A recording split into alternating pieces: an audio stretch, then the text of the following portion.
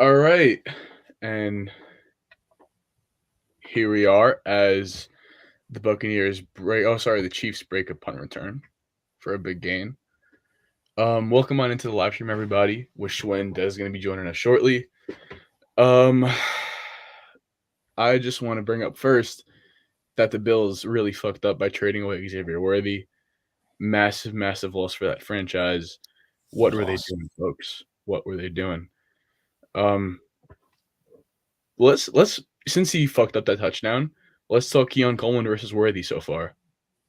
I'll throw that right into your wheelhouse, Schwinn, just because I know how much you want to talk about. I mean, look, I think the main thing is that like you draft guys for how they fit into what you want to be, and like if you look at anything the Bills have done, they don't like how I don't know how a receiver like Worthy would have made any sense for them. So at that point, your argument for like why would you trade down to the Chiefs is mostly just like why would you let the Chiefs get Worthy?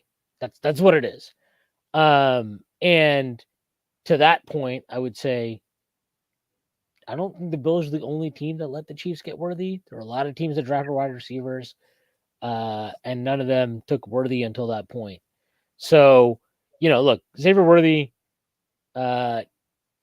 famously was a Michigan commit at one point until things happened. Things happened, and he was not a Michigan recruit at that point. Look, he's got like some real special talent. His speed is special. There's no question about that. But like, speed is not the end all be all of what makes a wide receiver. And honestly, like trolling aside, even this ridiculous, I can't believe that cat. Like, I honestly can't believe that he fucked that up. I mean, if anybody hasn't watched it yet or that's in the stream that hasn't seen it, he basically just stepped out of bounds on a wide open catch by the end zone. That like, I don't know, before like any aware. Yeah, yeah, just ridiculous lack of awareness. But to me, it just doesn't really matter because if he's great with the Chiefs, fine, so be it. But he was never going to fit into like what the Bills are trying to do offensively, which is trying to be like an extremely power heavy offense in every way, right? Like not just in terms of running the ball, but everything that entails. Like, no, we want to have big wide receivers. We want to, play like two tight ends, all this type of stuff. Like he doesn't fit into that. So I don't have a problem with it. Keon Coleman clearly fits into that in a way that Worthy never would. And that's how like at the time it happened, like when that trade happened, it was like, oh, how could they do this? My vote was like, well, they got like a third to move down to the top of the second. Seems like a pretty decent value. Like I don't mind that. They got Dwayne Carter, who is currently out right now with an injury, but has been good when he's played.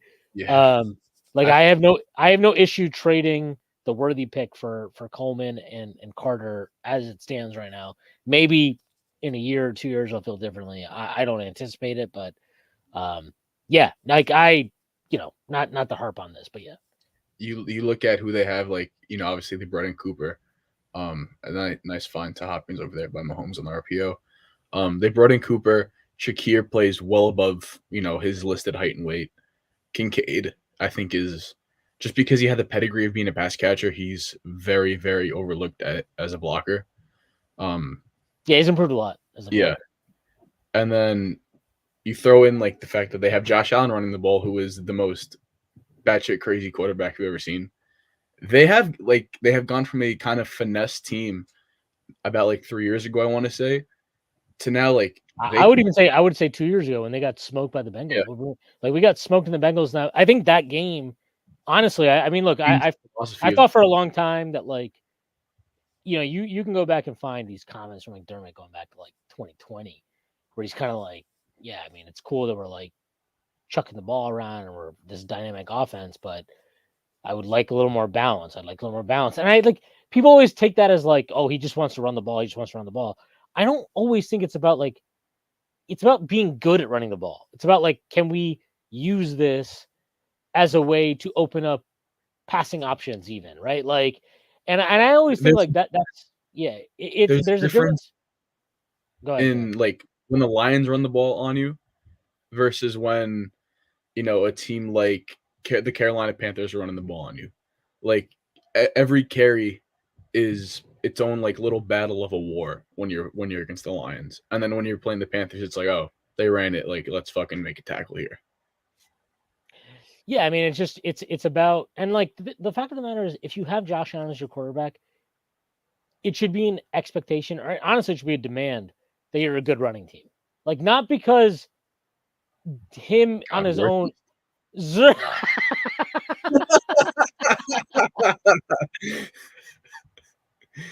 Dude, see, that's like not unworthy, right? Just like it's like when he is in the game, these teams are now keyed into like the stuff they do with him.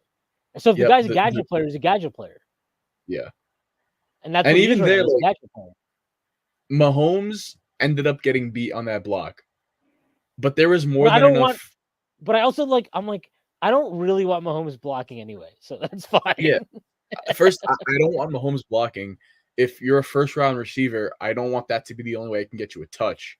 And then third of all, you had every opportunity to still take that out wide, and he cut in on that Mahomes block for no reason. Yeah.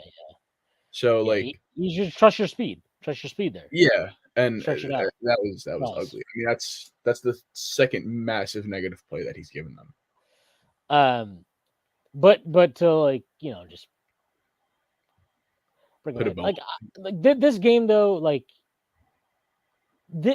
okay, so the Chiefs have now had 2 possessions start on the plus side of the field, like, or basically the plus side of the field. I think this drive started with like the 48 or something on their own yard, Yeah, on their own side of the ball.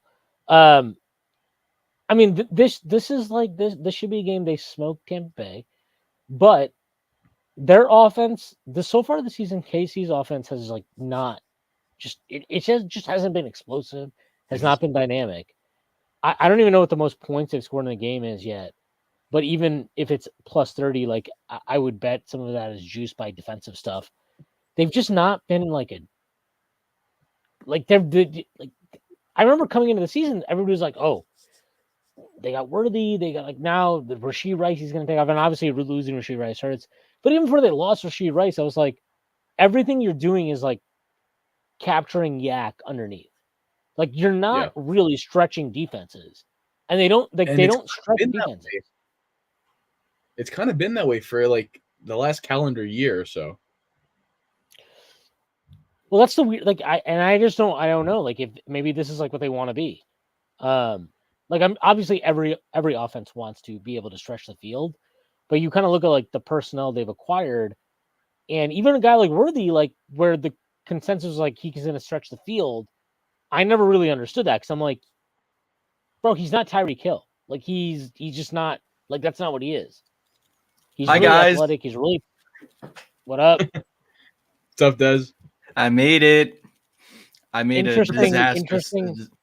Interesting sweatshirt you've got on there, Des. Oh, if it makes you feel better, it's not like affiliated with the Cavs. It just says Cleveland basketball. If it said Cavaliers, I was not gonna buy it. The Cavs, who are losing to the Bucks. They are right now. Damn. Yeah. A tight game though. Tight game. The Pistons are up on the Lakers, by the way. So for anybody that's like freaking out about like if the Knicks lost today, please relax. The first 10 games of the regular season in the NBA are the most bullshit. Like they don't tell you anything. That's everybody's get right time. And after that is when you can really figure it out. Small samples and all that. Like Cam Thomas is leading teams to victory right now. Just not happening. Hey. Don't disrespect Cam Thomas. That man got me like 14,000 views on a YouTube video. I respect the views. I don't. What YouTube video? I think it was like titled "How good is Cam Thomas actually?" It was like, yeah, he can score, but he doesn't do anything else, and like he's really bad at everything else. Sounds like Xavier Worthy. He's really good at reverses and jet sweeps. And that's it.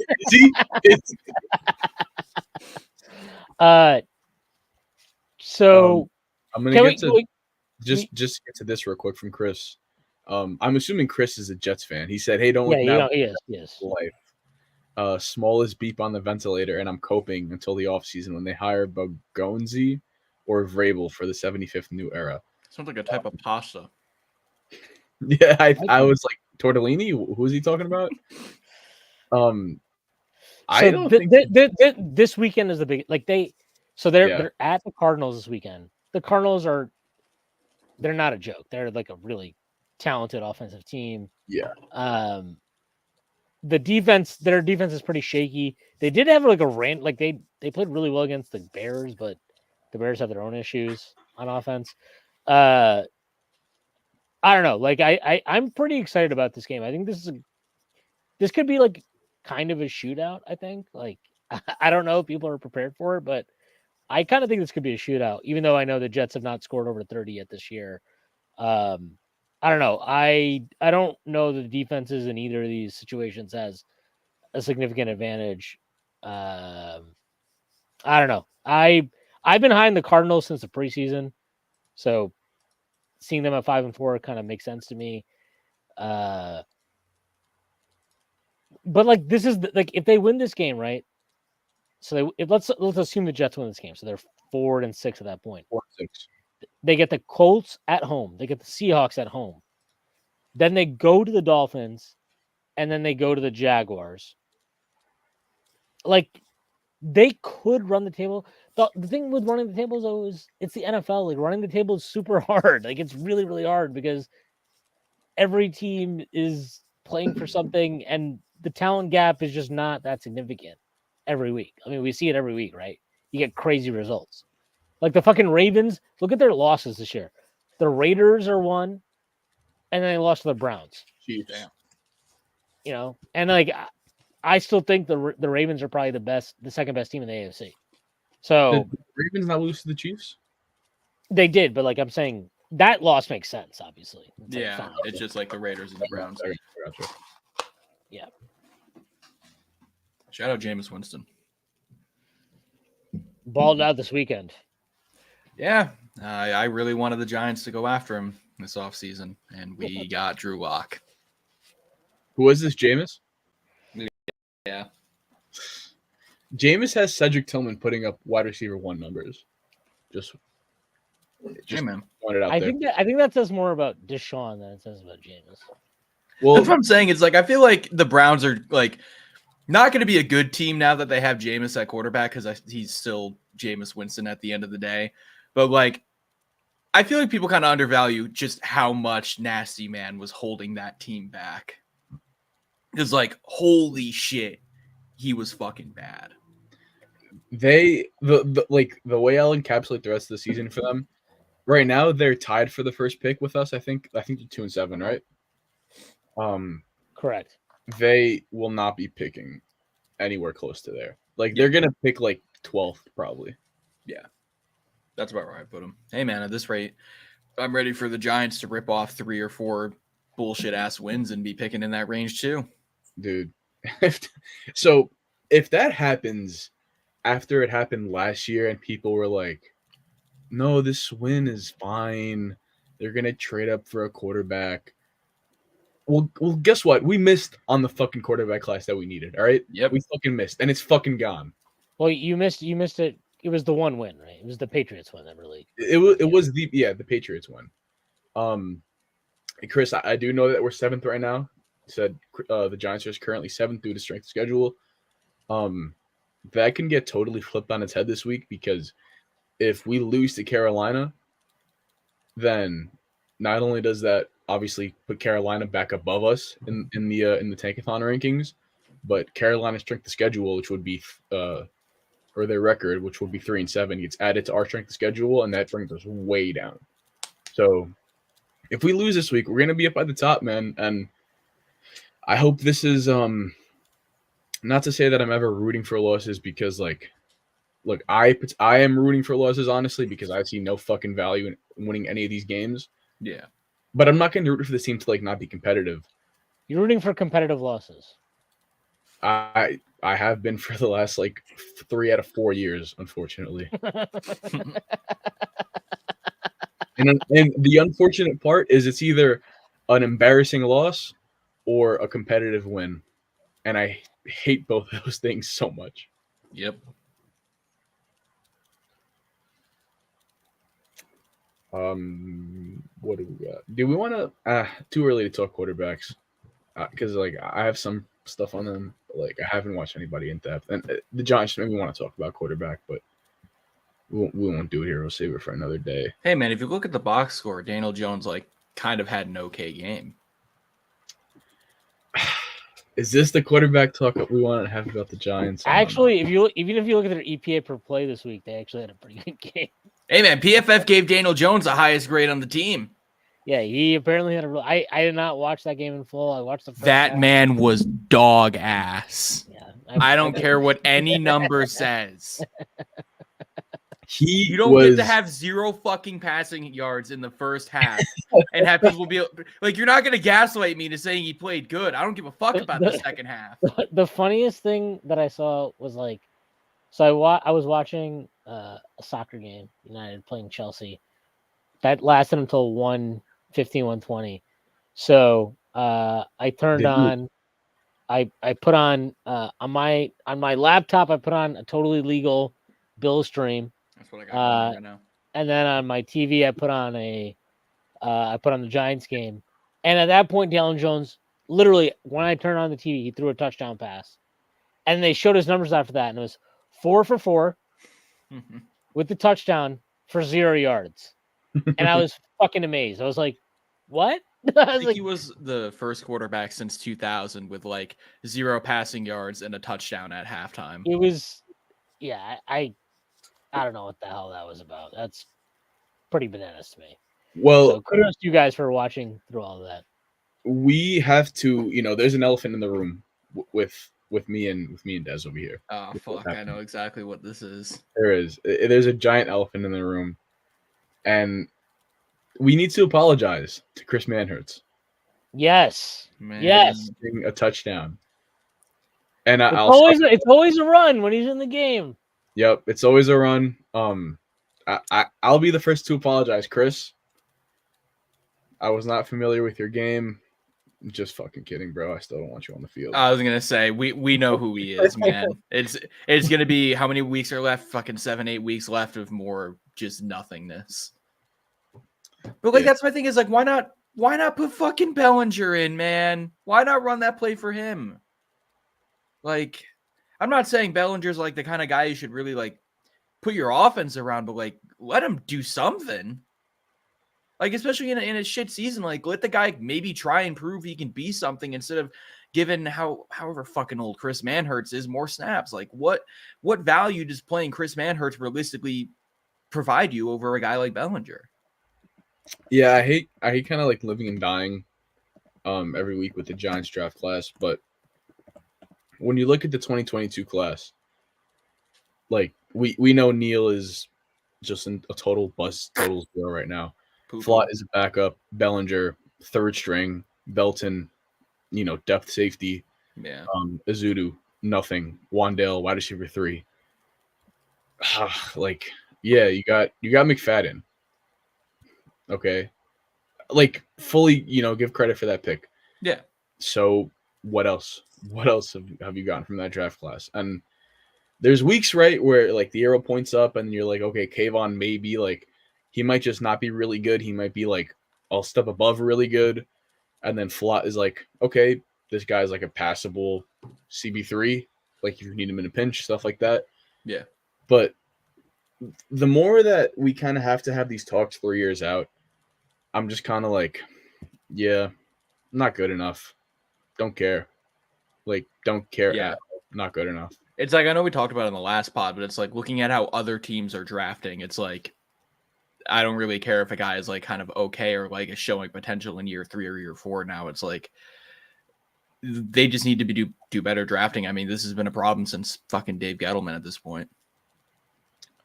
Yeah. I want to this was on the docket at some point for today. It was going to get brought up. Can we talk about the Giants who should have re-signed Saquon because he jumped backwards or something? Rashawn, yeah. Listen, man, I realized yesterday how much, maybe it's not like dislike for Saquon, but just how much I will never ever enjoy him having success again in my life. Like, Speaking of enjoying success, Sterling Shepard just had a crazy fucking run off a reverse. are you ahead of me? I might be. I'm watching it in a totally legal fashion, so I would be shocked if I am. You are ahead. Yep, you're ahead of my cable. This is fucking bullshit. That's insane. Shit. All Back right. to Saquon now. Yeah. Anything he ever does, I will be a massive hater. And I'm sorry if that comes off as like super spiteful and whatnot, because you know what it is, and I don't care. I hate watching him play for the Eagles. I hate the fact that it's a referendum on our franchise and we are just the worst ever. When Derrick Henry, who is a bigger franchise legend than Saquon ever was over here, just walks over to Baltimore and is pacing for like 2,000 yards with no fucking media coverage. You could fuck off for that, all right? That's bullshit. The Packers letting Aaron Jones go to Minnesota with no backlash, bullshit. And then you went out and paid another running back. Las Vegas gets no backlash for them letting Jacobs go, bullshit. Like, we are just the franchise that was picked on to say, okay, these guys let the running back go this year, and it just happens to be Saquon, so we're gonna fucking make fun of them. Like, that bothers me so much. It's because he went to Philly though, right? Yeah. If he went to Philly, and then the other part of it is that like you guys didn't. Sorry, I shouldn't say this, but you guys paid Daniel Jones. That's the real kind of like element of this that is significant, or that matters to like the narrative of the media or whatever. It is what it is. I mean, look, you can't deny it. I think most Giants fans would even agree with this. Is like paying Jones is obviously the biggest sin. First down ball. But like I think like the way you got to look at it is once you pay Jones, then you know the writing was it was there. Like it was done. He was never going to be a long-term Giant at that point, unless he took a contract they wanted him to take, which he wasn't going to. Oh shit! PFF updated the fuck out of their page. Oh my goodness. Sorry about that. Like the homepage, I'm looking at the grading page. Yeah, looks kind of fucking sick. I'm not gonna lie. But back to Saquon, and I mean, like, I know people are always gonna, especially in the media, are always gonna like, harp on like him being the one that didn't get re-signed. Like, I'm more pissed and will always be more pissed about not letting not re-signing Xavier McKinney. Yeah. I mean, I know I say it like, I feel like I say it on a weekly basis at this time, but like, still, it's just like, I don't know. That's a move I don't think I'm ever really going to understand. Like, I don't know. And this doesn't really have anything to do with like Tyler Newman, because I know he's been like up and down, and like he probably will be pretty good for us, but it's just like Xavier McKinney is insanely fucking good now. I mean, at least I haven't watched many Packers games, but from what I've heard and according to fucking PFF, he's God.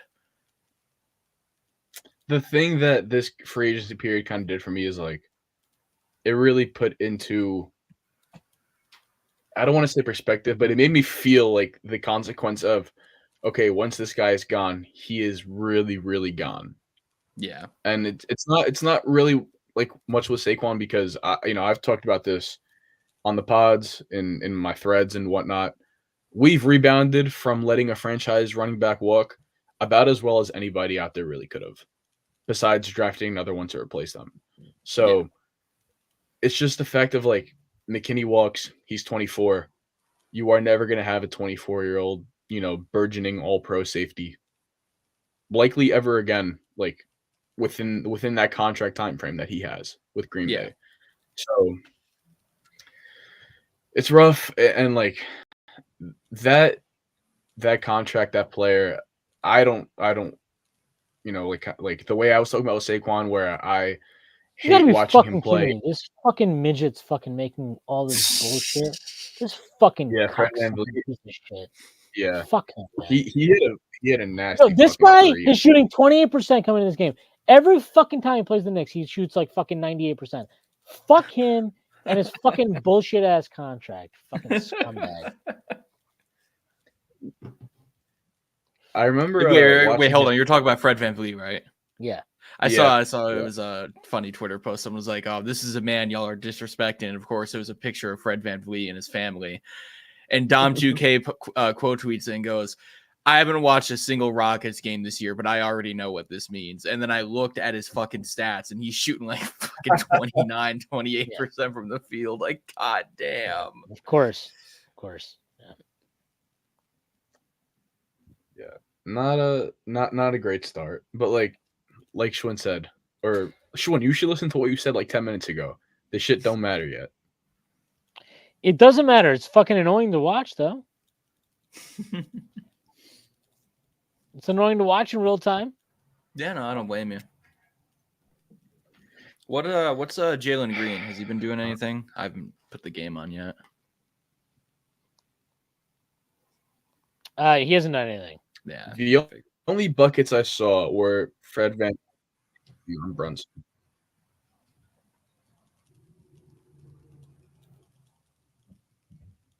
Those are the only baskets I saw. How did we score? Who hit I've only seen the Brunson and one. What else was there? Mikal hit a 3.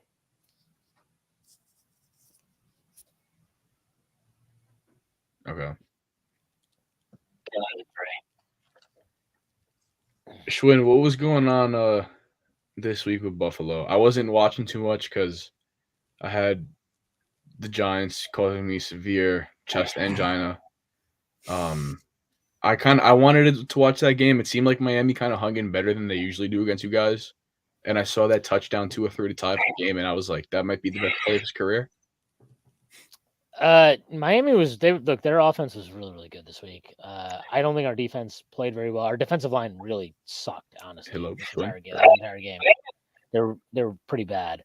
But Miami, I mean, it was like a kitchen sink game for them, right? It was everything like they needed to win this game, and they didn't, which was nice.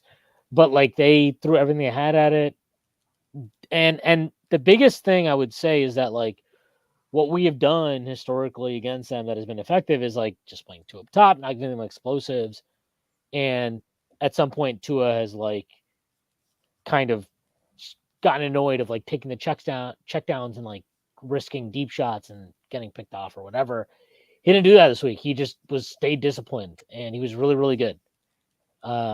So honestly, I would say that a lot of it has to do with we got to find ways to get pressure with 4 up front. If we can't do it with 4 up front, we got to send blitzes. If we didn't do that at all, so that was really, really annoying watching that this week. But we made enough plays to win the game, which was nice. And offensively, like most of it was great. Like the pick Josh had that should have been a touchdown. It bounces off Keelan Coleman's chest, and like if he catches that, he's probably dragging Jalen Ramsey into the end zone for a touchdown, but he doesn't. It bounced off his chest plate, and Ramsey picked it off. So I wouldn't say there was too much going on there, other than that play made me laugh because I saw it, and then the discourse around it was like Jalen Ramsey just he's lost a step, but he's still that smart, heady player he's always been. Look at this interception, and I'm just thinking to myself like, what? He didn't do anything. He got lucky. Jalen Ramsey has never won a game against Josh Allen in his career, which is awesome. Because he also called Josh Allen trash when he came into the NFL. What does that like date back to? That dates back to Josh Allen's rookie year. Like that 2019. Oh. Khan is gone. Khan died. He's dead. They got him. They fucking got him. Chris Mandart's got him. Up next. God damn it. What just happened? Just a terrible turnover. Just come Yeah. on, man. What are we doing here? But I guess until Khan gets back, I guess I can kind of steer the way and talk about the Giants for a little bit. I don't know if you guys hit on that before I got up in here. Okay. No, we did not. Fire. It's something I know we keep saying it. Daniel Jones is he's fucking terrible. I mean, I could start off by just saying that because I'm trying to think of a word to like a way to phrase it without saying he's flat out terrible, but there really isn't a way to do so. But he's uninspiring. Yes, perfect. It goes back to what I was saying a couple weeks ago, where like he's not bad enough to directly lose the Giants any games, but holy shit, he does anything in his power to stop them from winning. I don't really care like what anyone says about his stat line from that game. You cannot have 0 passing yards in the first half and just like have someone tell me you played good. This fucking guy makes the most bullshit shots. It's ridiculous. You gotta be kidding me. Sorry, go ahead. You're good. And I think I saw it was Jordan. I might say his name wrong. Ronan. Put something about how like Tommy DeVito like could be warming up to start or some shit in an article. I didn't actually read it, but like I read his caption and the title of the article because I'm not a big fan of that guy. But it does bring up a good point of like at what point does Brian Daboll consider benching Daniel Jones, because you have the whole thing with the injury guarantee clause or whatever the fuck in his contract, which I haven't read too much into it. But regardless of that or really anything else, the Giants aren't winning games, period. And Brian Daboll right now has to be coaching for his job. I don't give a shit what John Mara said, where he was like, oh, we're not going to make any changes in the front office of the head coach. We've seen him say shit. He said that shit about Ben McAdoo. He said that shit about Joe Shane, Jesus Christ, about Joe Judge. I don't really care what John Mara says. If the Giants keep playing this bad and keep losing in embarrassing ways, he will fire both Joe Shane and Brian Daboll. At the very least, one of them will be gone. And so if you're Brian Daboll and you're coaching for your job, at some point you're gonna have to make a business decision.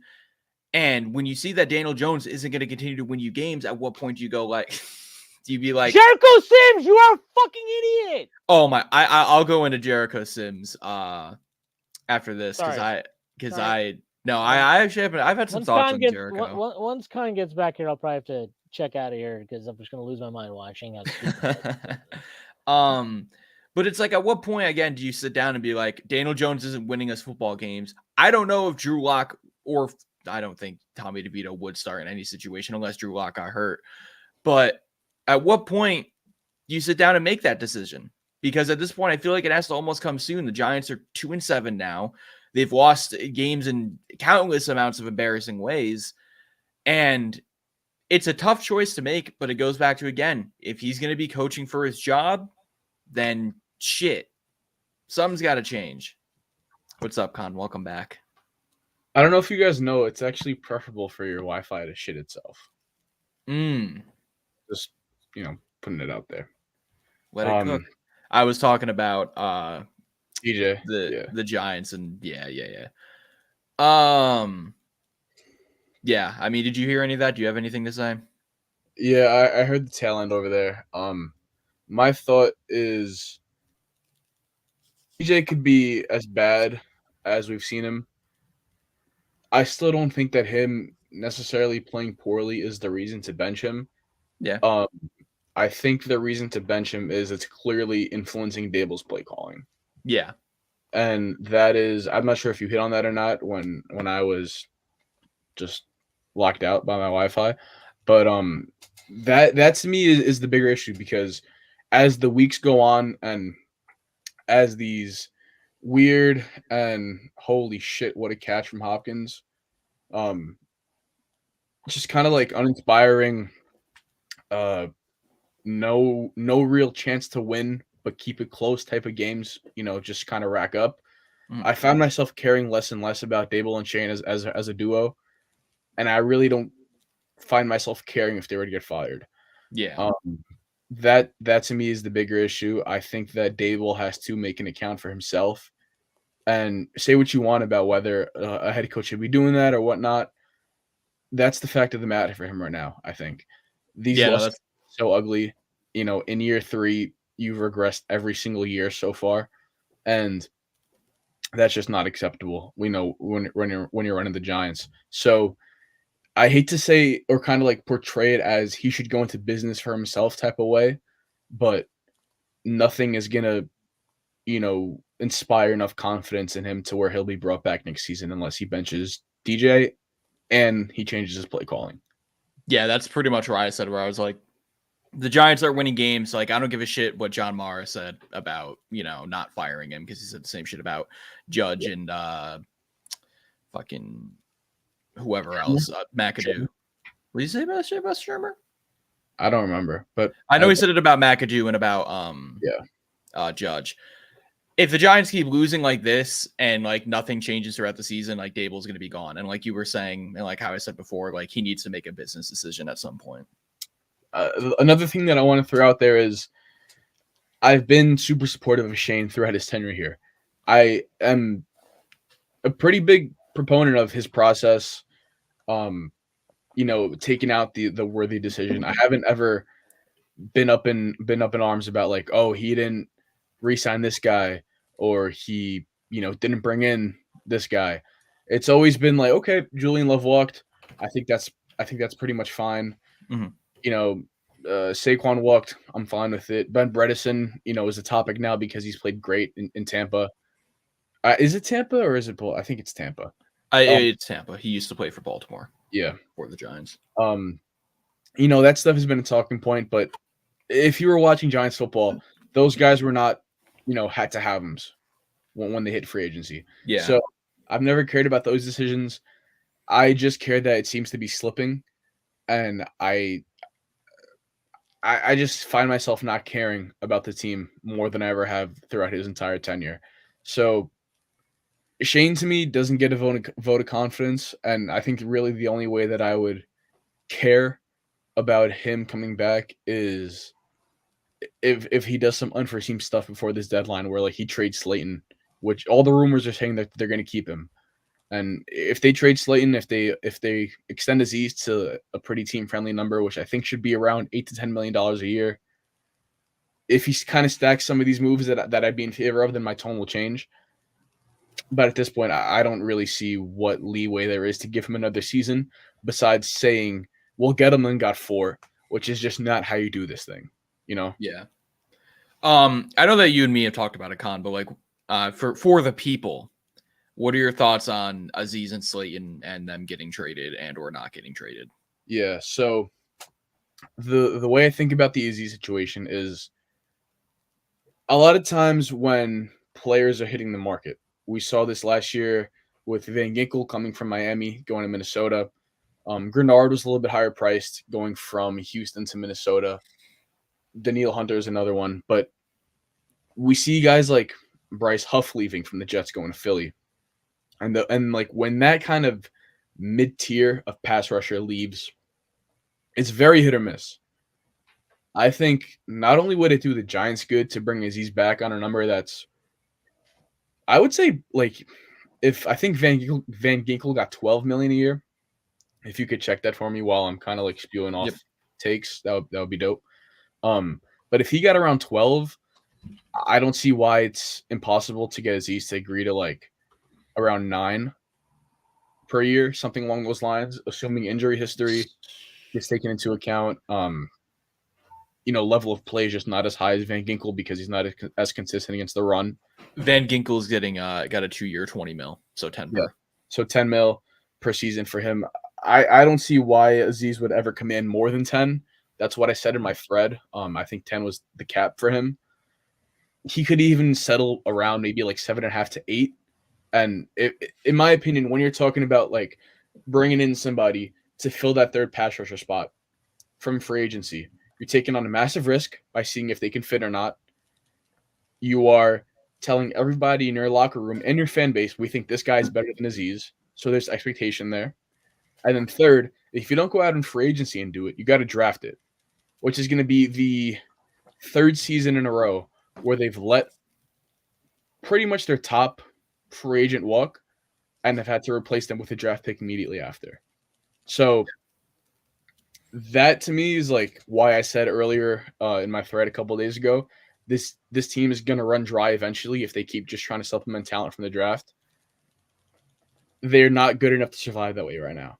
They have to be more frugal with the cap space. And I would bet putting together multiple healthy seasons in a row is going to be more important to him and help him improve like more than whatever like scheme change or whatever possibly can. He needs game reps. He's been so deprived of game reps from the minute he stepped into the NFL to now because of just depth chart, playing time, injuries, like all that stuff is stacked against him. So he still has to learn a lot of stuff.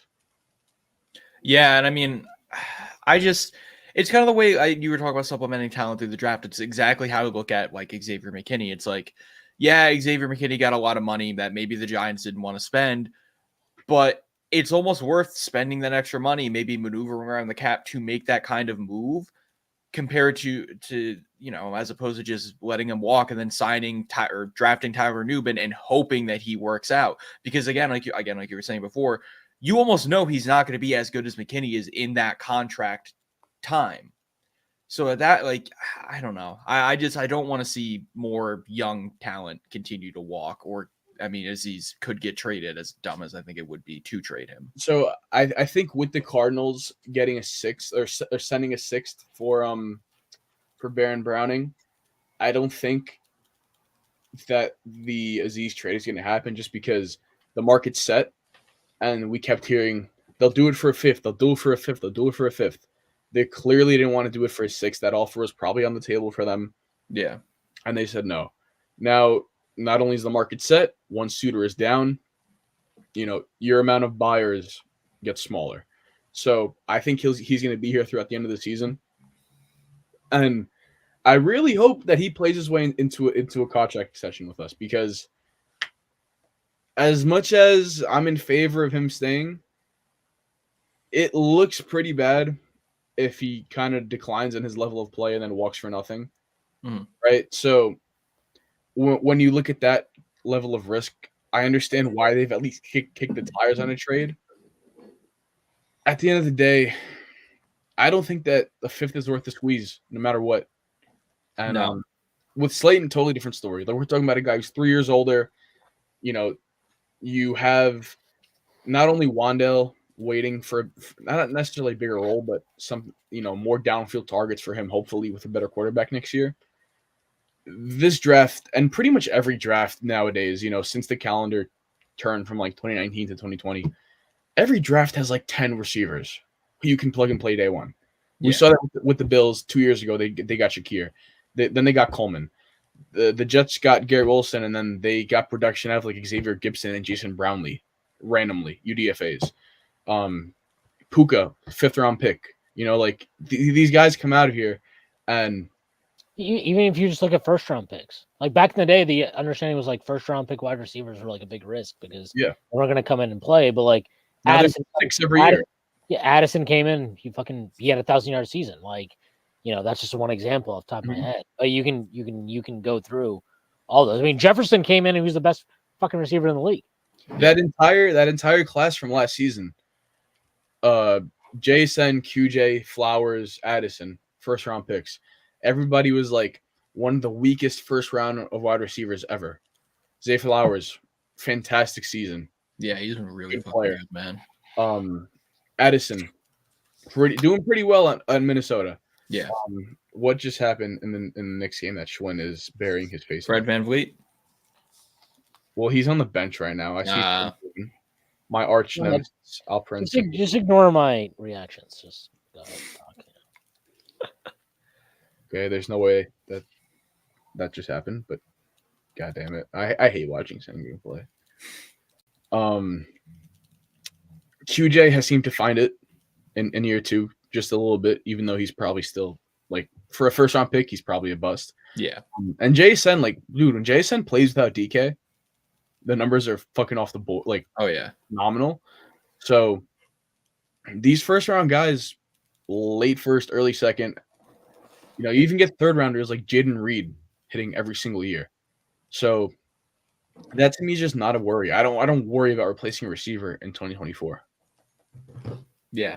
I mean, what could the Giants even get for Slayton? I know that again we've talked about it a little bit, but like, would it be the kind of the same range of Aziz of like a fifth? I think it would be a fifth, and I think what they have going for them is Cooper Kupp's been pulled off the market, right? Because the Rams have won 4 games in a row, or whatever it is. Yeah. The Hopkins move has been made, and for Slayton, with what his cap number was, about we're past the halfway point now. This is week 9 that just went by. Yeah. So I think he was like a $7 million cap hit. Now he's like 3.5, which is a lot easier to swallow if you're a contending team. And the Giants can always, eat some of that money, right? So yeah, if you can work him down to like a $1 million hit to whoever's trading for him, whatever the case may be, that shouldn't be a boundary for this team. And the boundary would solely be like, pick return value. I would say I wouldn't even mind like packaging Slayton in a 6 or something like that just to move up. Yeah. And I think that ought to be my preferred situation, because I think right now people talk about this team needing depth, right? Like Andrew Thomas is out. Who's at left tackle? Sam Hubbard? Like that's not the way to go about addressing that is not, okay, let's have 6, 7th round picks this year. The way to address that is we're going to have a multitude of picks from rounds like 4 to 6 that have actual value. There's actual talent over here that we've scouted. And there's guys who have fallen who are not just there at pick 237 and want to be Mr. Irrelevant. Like, we have actual options at these guys, and we're going to take them. That's the type of depth that you need. You don't need to be stacking 7th round picks because you get a fucking freebie compensatory from Ben Bredesen. That's not how you build. That's not how you build depth. All right. Yeah. So I would be in favor of a pick swap. People probably will see that and go, "Oh, we didn't get an actual pick for him. We just like gained a little bit of value." That to me, moving up to like a 4th round pick means more than a 6 could ever mean to me. Oh yeah, for sure. I mean, if we want to move on from Giants, we can. I just want to hit this last thing. Do we think they throw Evan Neal out like at fucking tackle at any point? Because Chris Hubbard has not been good. 2 sacks, 7. Yeah, 7. No. Holy shit. Did he catch that? What? Yeah, he's out of bounds. Worthy. I don't know if Worthy caught that or not, but they stopped the clock. So I'm behind. In 2 games, Chris Hubbard's allowed 2 sacks and 14 pressures. Like he's not good. He's not functional. Exactly. The sad part is there isn't going to be anybody functional unless they take the swing on Evan Neal. I don't think they do, but they really fucking should. That's exactly what I was going to say. Of like, based on everything Brian Dable has said, it doesn't sound like they're going to give him a shot, but it's like, why the fuck not? Like, why not give your 7th overall pick a chance at the position he's had the most experience in? I mean, obviously not in the NFL, but like lifetime wise, at least. Like what the position he was drafted in. Why not give him a shot? That to me is something that if I was John Mara, I would come back to that and be like, so we lost the starter, the swing tackle who you drafted in the 3rd round as a guard, and then wanted to make him into a swing tackle for fucking shits and giggles. That shit will never not piss me off. Yeah. This guy you signed to the practice squad. All right, he sucked ass, kind of typical for guys on the practice squad. But they're all playing over your 7th overall pick. Yep. It just that's not passable. And I just feel myself like I'm on the verge of saying like I want them both fired. Like I feel like I'm fighting that for myself just because I don't want to see it happen for the fucking 4th time in 9 years. But I keep just like it's on the tip of my tongue, and I think I just fucking want them fired, man. Honestly, I think I do. I mean, at this point, I don't blame you because regardless of like how you feel, we're like, oh, they could do this, they could be this. It's like there's a lot of shit that just we should not be allowed to fly, and that's continuing to be let fly, flown, whatever the fuck you would say that. I don't care. I played fucking center for like 7 years, man. I got CTE. Like, what a move from Cat right there. Which sorry, this. I just wanted to say that. but it's like it's a shit of letting McKinney walk. Again, I don't think letting Saquon go was a bad move, but again, John Mara, we saw how upset he was with it. It's not that Saquon going is a bad move. It's that it's a consequence Yeah, of bringing the back Daniel Jones side of Daniel Jones. So it's like in isolation, a lot of these moves aren't bad, but it's like, well, why did these moves get made? Why are they made? Yeah. And then now it's you draft Evan Neal 7th overall, put him at a position where like he's played it before, but like not the position he was drafted in. He doesn't pan out, so you sign a guy. I don't think they said the intention wasn't for Illuminor to start at right tackle first, and they signed Van Roten. Regardless, you start a guy over him, and now you have a pretty clear opportunity to not only give Evan Neal snaps to see what he can do, but put him back at the position he was drafted in just to see, fuck it, like maybe he can do something. And now you're not going to when you're fucking 2-7. Like, we're not making the fucking playoffs, dude. Why not? Part of it here, like when we just speak this stuff out loud, part of me just goes, the fucking audacity of Shane and Dable to fucking run this shit out here. And like, I had a lot of sympathy for Dable operating with DJ as his quarterback for a long, long time. It's 2.5 years. If you aren't fucking calling your shots on who you want starting under center every week, what is there for me to feel bad for you about? Yeah. And if you're gonna make that decision and let it fucking neuter you and every single player on this team from having any semblance of a downfield attack, from any semblance of getting Malik Neighbors the ball in the first half, like that shit is not okay. And any way you try to spin it, it's not okay. Yeah. So I have minimal remorse if Dable gets fired, and I think largely he's made his bed. If that was to happen. Oh yeah, at this rate, what are we in week 9 now? Whatever. Yeah, no doubt. Another thing is, this is like a really like not super talked about thing. The Giants not re-signing Tyrod Taylor or like a real competitive backup quarterback is something that will continue to $2 million. Yeah, exactly. For fucking, it's like, yeah, Drew Lock. It's I was saying it before. Like Drew Lock could be better than Daniel Jones, but we know that more likely than not, he's not going to be. Then you have a guy like Tyrod who flat out played better than Daniel Jones last season that you let fucking walk again for a difference of $2 million or whatever dollars. And then there's other quarterbacks in the market. Fuck it, Joe Flacco, man. I don't care at this point. Why not? Oh shit, Mahomes is slinging. Oh, okay, never mind. Kelsey just fumbled. Oh shit, I'm really behind now. Let's go. What was I Let's gonna get say? it going. Let's get that Kelsey fumble. There were plenty of viable backup quarterback options that could have been genuinely competitive with Daniel Jones, and instead you sign fucking Drew Lock. So now it's like you kind of can't bench Daniel Jones over Drew Lock because it's like Drew Lock hasn't proven that he can be better than him. Guys like Tyrod, guys like fucking Joe Flacco, guys like Jameis Winston, they have.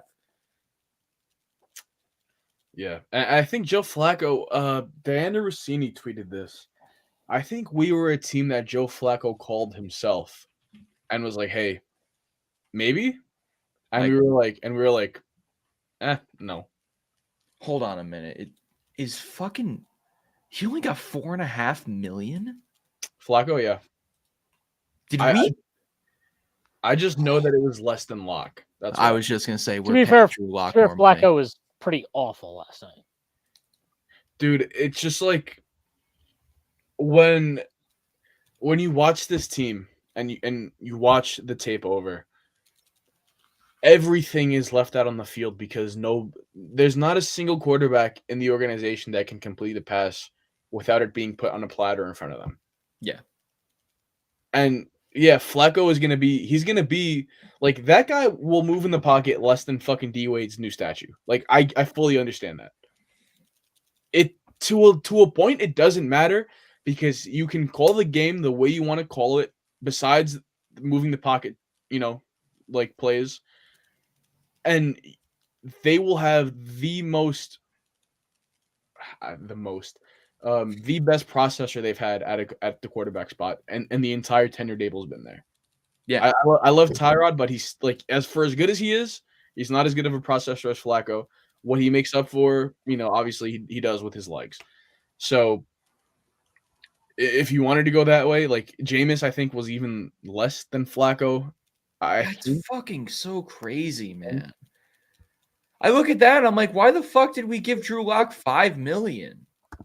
And it was something we kind of ran to do first day of first day of free agency. Jameis Winston, 1 year, $4 million. Like that's insane. Like these are guys. I mean, not saying that Drew Lock hasn't been a starter before, but have again proven they can be legitimate starters. Drew Lock has not really done that. Like he's never really been that fucking good, flat out. It's just I don't know. I'm tired of the Giants not really putting any competent backups behind Daniel Jones. That's been the thing for his whole career outside of Tyrod. Like fucking Mike Glennon was his backup at one point.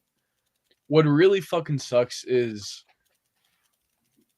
they're so bad right now that when the good players make one fuck up, you're like, damn, this guy sucks.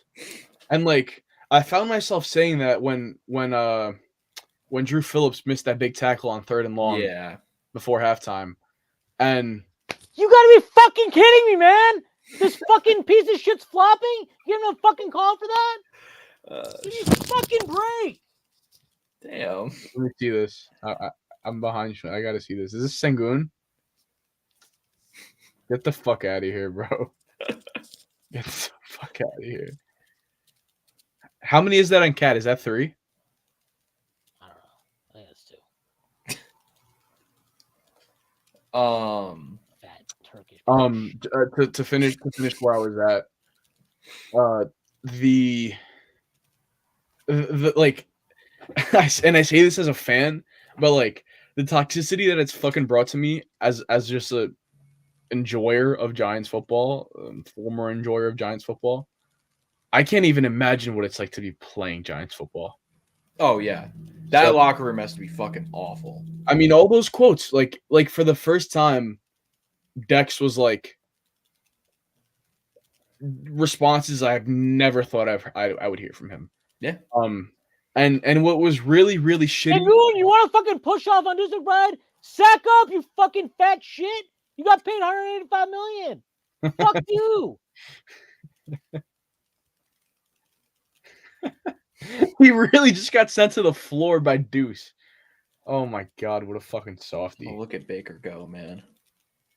Damn, what the fuck was I? Dexter Warren's locker room. The fan base and neighbors. And These guys for fucking 5 weeks fawned over Malik Neighbors. And this is gonna get me fucking angry because I saw a lot of this today. They were fawning over Malik Neighbors. We have a wide receiver 1. Daniel Jones has never looked better. He didn't cost us the Cowboys game. Malik should have caught this and that. The Commanders game, he should have caught that. Whatever, yada yada yada. This guy doesn't get the ball for an entire fucking half. And the second half, he gets force-fed in the quick game because we can't do anything else for him.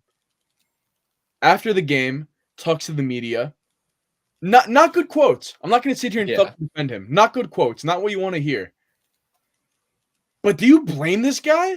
Oh, no, that's what I was saying because I was talking to one of my friends about it. And I was like, it's something he shouldn't be saying. But, he's kind of not wrong. And I don't blame him for saying the shit he's saying. Especially as a rookie.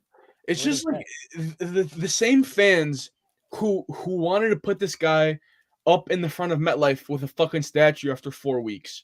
All right. Now they're shitting on him and they're saying that Daniel Jones, it can't just be one guy that he throws to. It can't just be one guy. But when he was targeting him 15 times and got him fucking hurt against Dallas, it was fine. Yep. What is that call? What the fuck is that call? It's just a rage stream. It's just me and Schwinn. Just for once, I'm the level-headed one. That's an offensive foul? I'm just watching football. I just saw that. I'm chilling.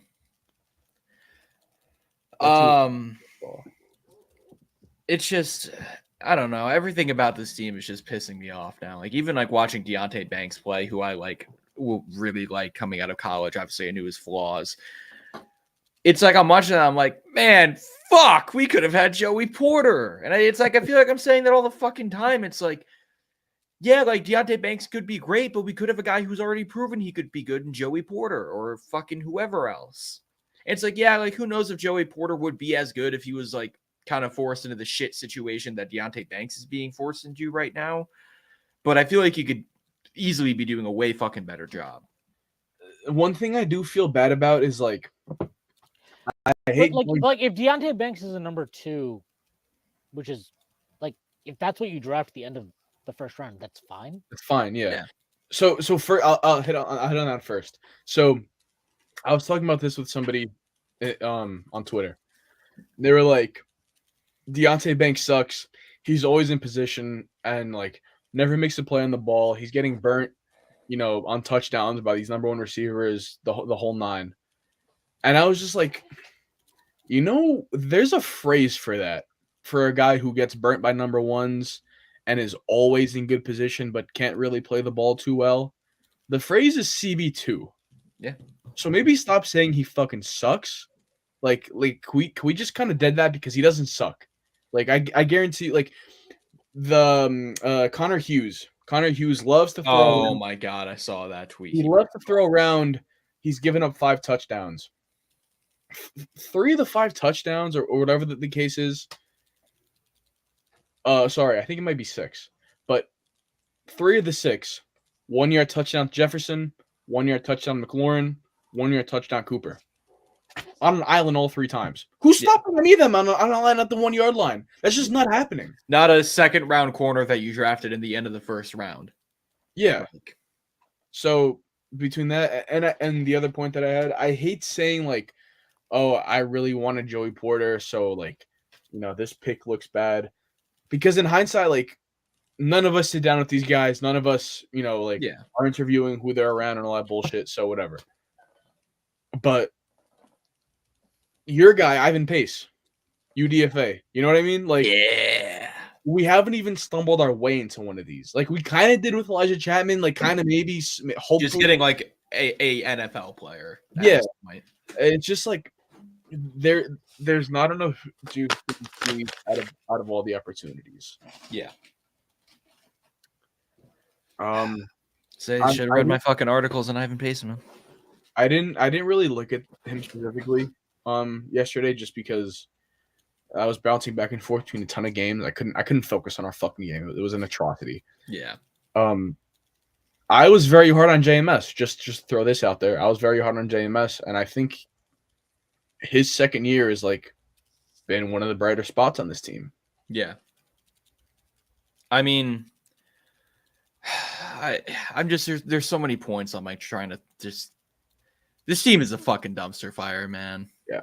Like I'm just see that right there. That right there. Fire Joe Shane. Yeah.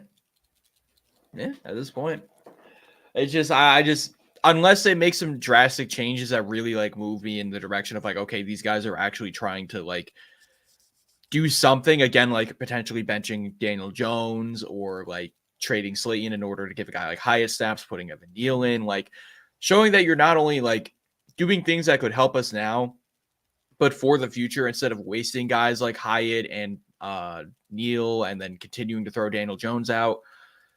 Until they do something like that, like I don't really have a reason to want them around.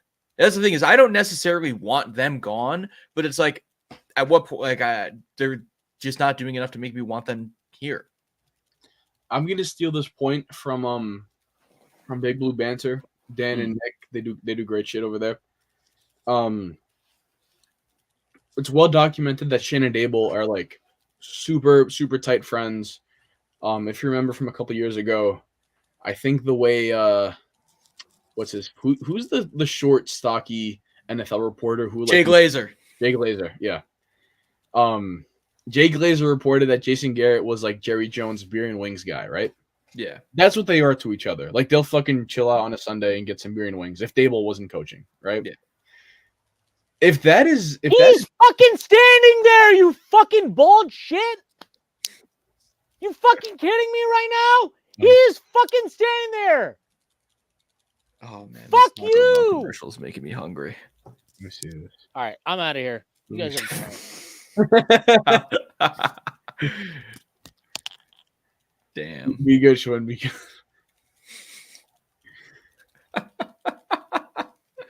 Oh man.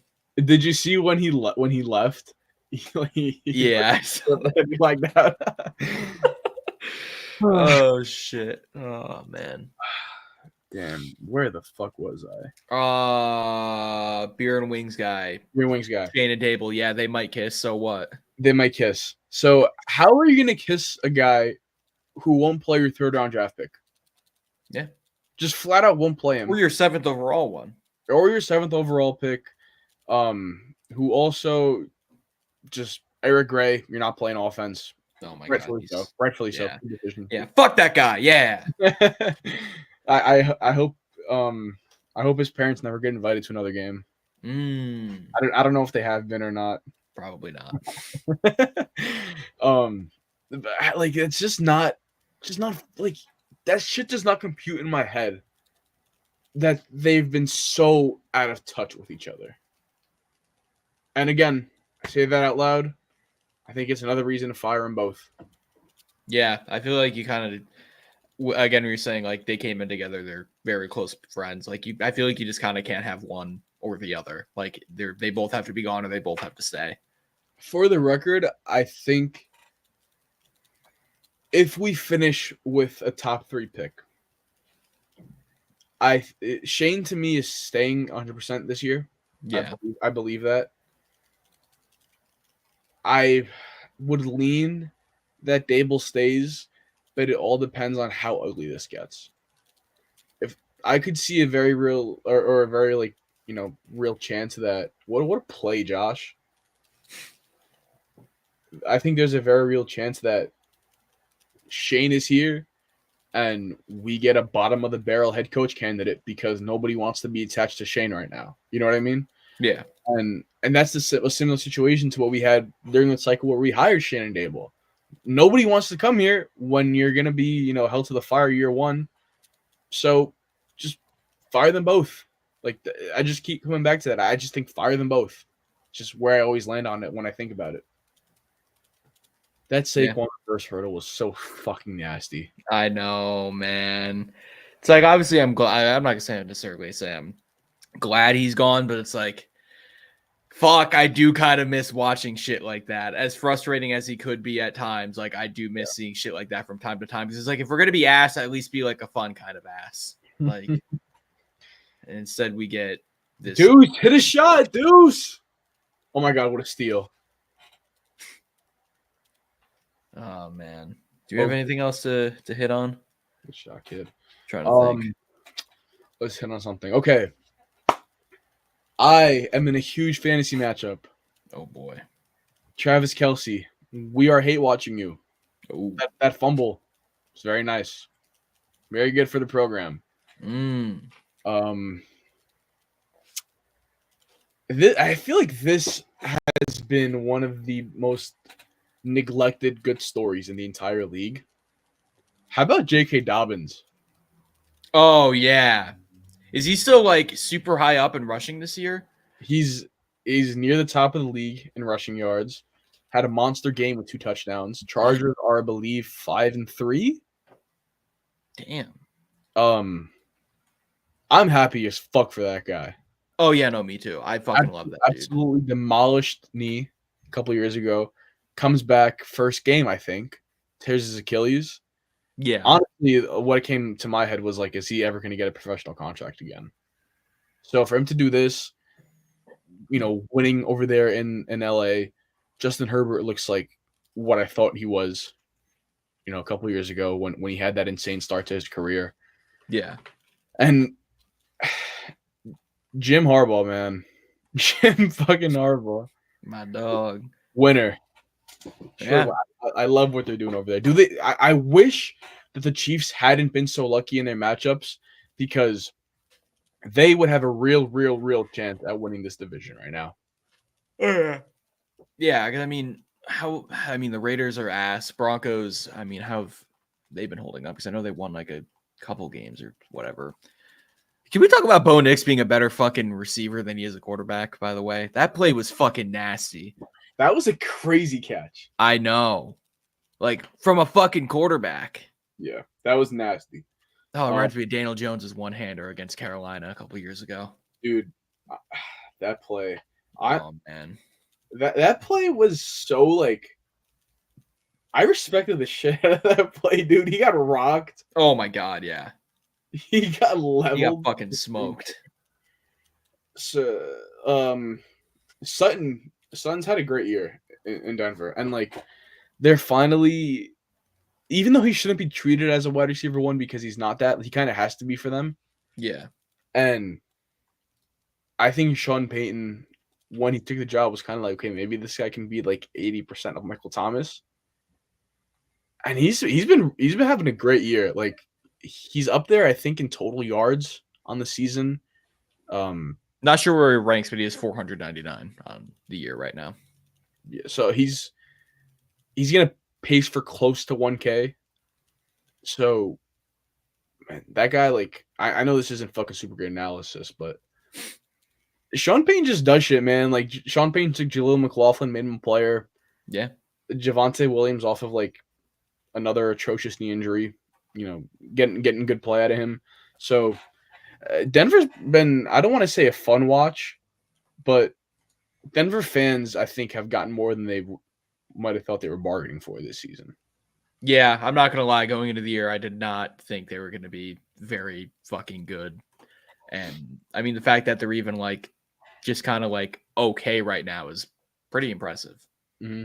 They just re-signed Jonathan Cooper, who, like, that's a guy that wasn't going to be a free agent this year, but one of those guys who, if he makes it to free agency, you could poach him, right? Like, to a Van Ginkel type contract. But now he's locked up. So even more, like, when I read that, even more of a reason, don't let Aziz walk. Yeah. I just can't, like, no more fucking trading away this guy to plug his hole with a pick. I can't fathom doing that shit again. I fucking can't do it. Oh, man, it's gonna be a fucking interesting ass second half of the season, man. People can say all they want, like, yeah, well, he's your edge 3, and you can only give so much cap space to your third edge. That has never mattered less to me, because you need to get after the pass rush, the passer in this league. Like, there is no ifs, ands, or buts about it. If you don't have a pass rush, you probably are not making the playoffs. Yeah. Second of all, it's not just about having a pass rush. It's about having a deep pass rush. How many years have we seen it where guys stay fresh and they're able to get after the quarterback because they don't have a star, but they have a stable of guys, 6, 7, 8 guys. Yes, Nick's tape we do. We have 67.8 million, I think it was, pre any signings and post DJ cut. Getting fucking fired out of a cannon into the sun. Yeah. So people bring up those points, and I just don't think they're salient, honestly. Art Stapleton, and I love Art. He's one of my favorite reporters. My dog. Yeah, but people just try to, like, frame this in a way where they're capitalizing on a hot stretch from Aziz. Dan Duggan did this too, who another great reporter. Yeah. It just that will never be the case to me. Well, the way you capitalize on him playing well is you keep him on your roster. Yeah, that's the thing. Is like, yeah, it's a hot stretch, but, like, he's young. Like, that hot stretch could turn into a really fucking good career. Do we really want to risk letting that walk? This isn't like, pick a name out of a hat. Tamon Fox. Oh, correct? What the fuck? Hold on. What the fuck was his name? Wink's fucking butt buddy. Jihad Edge Ward? rusher. Yeah, Jihad Ward. Yeah. Like, if Jihad Ward had a hot stretch, you trade Jihad Ward because you know what he is. I'll trade Jihad Ward. Oh my God, Bucky Irving. Oh my God. Oh no, I'm on fucking commercials right now. Damn, sorry. But no, it's like, so go back to it. If, like, yeah, Boogie Basham, for example. If it's Boogie Basham, if it's fucking Tamon Fox, it's Jihad Ward. and somebody needs an edge rusher, and these guys had 3 sacks in 4 weeks, ship them off. I don't give a fuck. Yeah. Ship them Get off. him Who out. cares? But when you have a guy who was a second-round pick, had an extremely productive numbers-wise rookie season, second year, extremely like analytical darling his second year. Again, the numbers in terms of sacks, tackles, like tackles for loss, weren't really 5.5 there. sacks in All- 7 games, though. At least his second year. Okay, sure, yeah. All the underlying numbers said improvement, massive improvement. Year 3, not healthy, fucking sucks. Year 4, Oh against shit, the Bucky pass? Irving? I'm finally catching up. Holy shit! you're finally here. Welcome, brother. Welcome. Here, let me refresh. So, with all those things, like the arrow to me is not like when you say cashing in, you have to be trading a player whose arrow isn't pointing up, and his arrow is pointing up. That's why the phrase cashing in doesn't make sense to me with this. Yeah, it's And I'm just, kind of all over the place because I'm just so fucking angry about everything with this team. oh yeah, it's just a. I don't blame you. I'm the same way. I'm like kind of getting numb to it, but it's at the same time, it's like I can't be numb to it when I'm watching my favorite fucking football team just be dumb. Yeah. Oh man. I have a special guest who might be joining us in a second. Oh boy, should I be like worried? Yep, it's Beyonce, guys. Oh my god. No, Nope. fucking, I'm trying to think You of might, who it could be. you might want to go. You might want to go change, put on a better fit. Does just saying. Oh boy, should I be like concerned? Is it Chris Manhurts? I wish, bro. Inside joke because I texted Dez when he caught the touchdown that we were getting a Chris Manhurts on the And I was gonna do some very unsavory things to him on live. Because yeah, man. Oh shit. Oh my gosh, Trae Young is fucking 1 for 10. Holy shit. Did the Bucks lose? Yeah, I think Garland. I don't know if he had a game winner, but he had a really clutch shot. It's really over for that Giannis shit. Yeah, I just like I still don't really know why they did that trade. It's like if you want to trade Drew, sure, but like I don't get why they thought trading for Dame was gonna work. Like you don't really need another on-ball threat on that team. Yo, this Especially guy, one that can't play defense. this guy had borderline 40 and 10. Holy shit, Who? Garland. Oh shit. God damn, bro. I'm interested to see who this guest is. I feel like I should be like worried. I've been waiting. I've been waiting for this lad.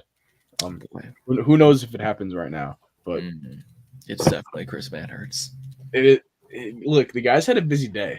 All right, got chewed out by Dabes. The whole team did. He told me it didn't go well. He told me DJ threw 4 interceptions today in practice. My God. Now Shit. we're here. Is that Sterling Shepard getting loose again? No, I don't think so. At least, I mean, shit, you could be adding me again. I think I'm ahead now. I think my cable. That's okay. it. Raheem Jarrett just broke free, like right as you were saying that. I used to think that, yeah, that's got to be Raheem Jarrett. Shepard's 17 with them, no? Yeah. Yeah. Okay. He had a 2-yard carry. God, I'm so glad that he's like stuck with another team and is playing well, but I just wish he retired a Giant, man.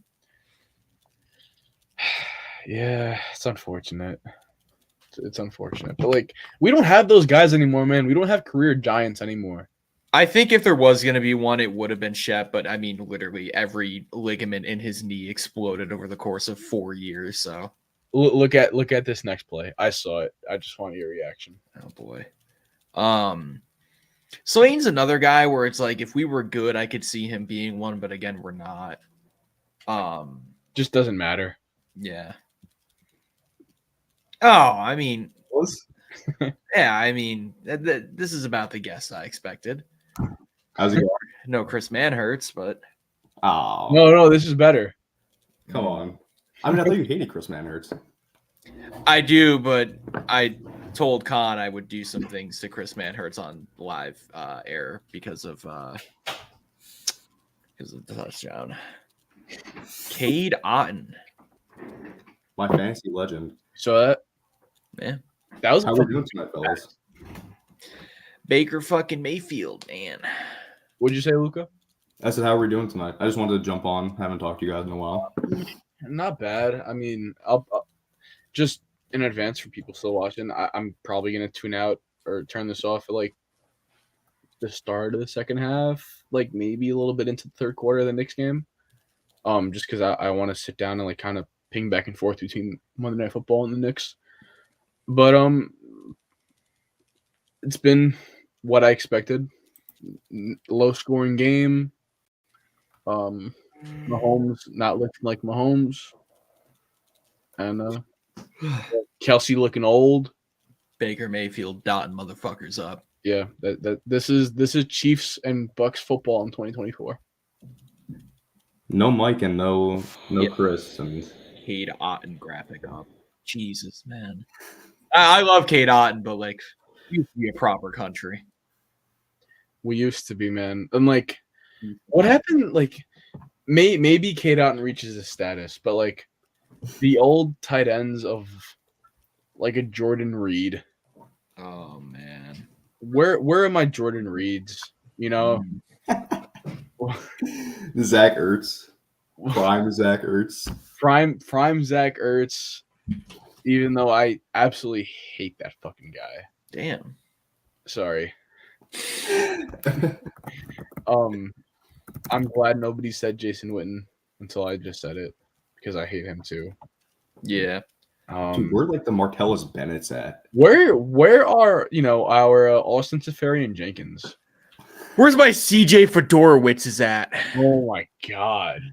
Where that my dude had Larry like Bell's at? that dude had like one good year and then like died. How about Tyler Eifert? How about some Tyler Eifert? Oh, that's a good God. one. I remember. I hope he's doing all right. The last I saw of him, his leg was not there. Oh fuck! Speaking of leg getting fucking destroyed, what the fuck was a Bears tight end whose leg got like snapped in half? Zach Miller. Yeah, Zach I Miller. fucking He was love nice. that dude. I love that dude. And then I watched his leg get snapped in half on live television.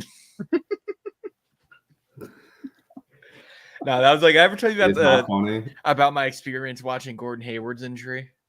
No. So my mom doesn't really watch basketball that much. She says that the shoes squeaking on the court bothers her or whatever. I got her to watch a game. I'm like, come on. It's Kyrie's debut of the Celtics against fucking LeBron. Gotta watch this shit. I'm putting it on the TV. Dog.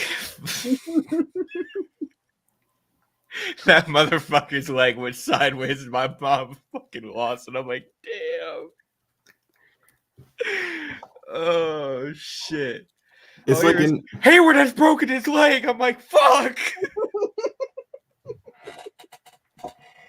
I can't. Has your mom watched the sporting event since? No.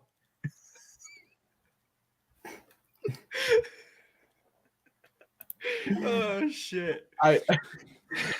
I just can't even like if I just turned on the TV and I saw his leg like that, I don't know what my reaction would be.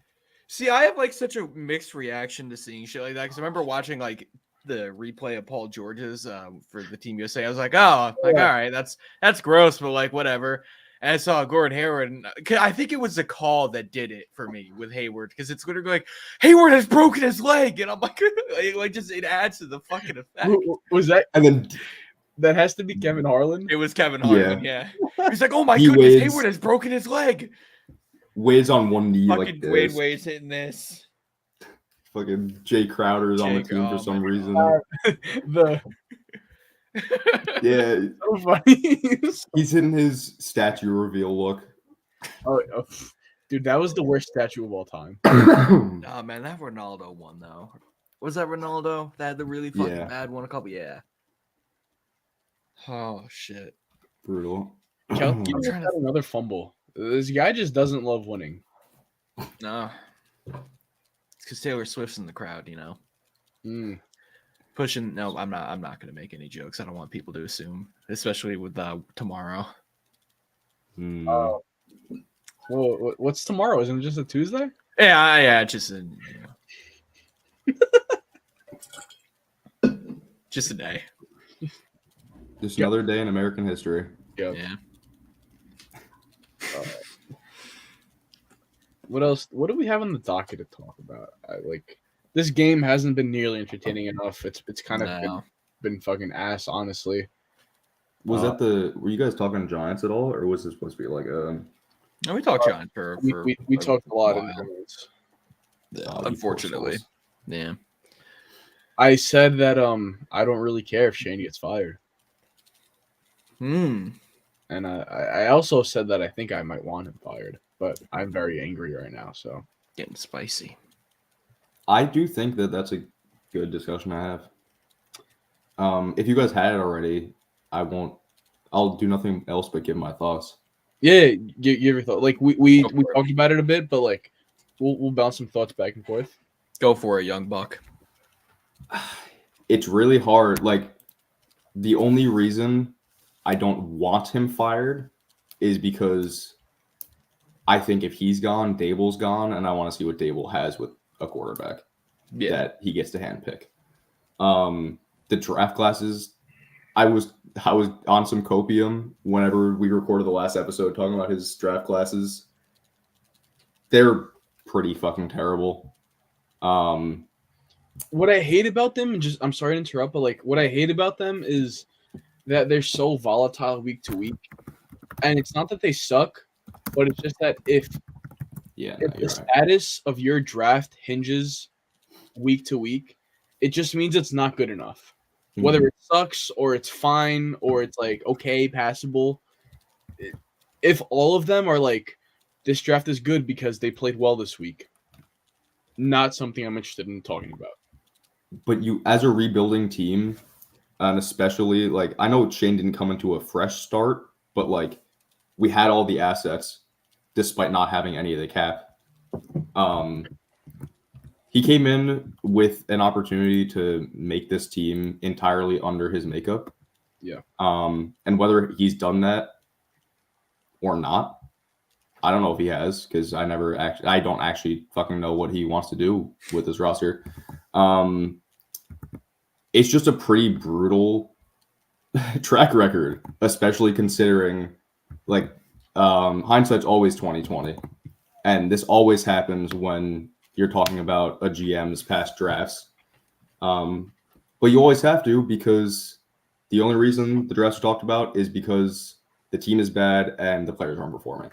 Yep. So with that being said, 2022, you have 1, 2, 3, 4.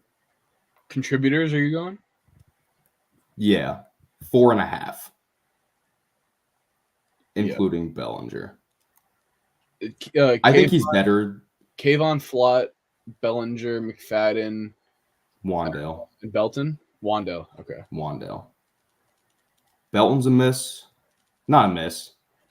I would like to see more at this point. DJ Davidson is god fucking awful. Marcus McKeithen isn't even on the team anymore. Beavers isn't even on the team anymore.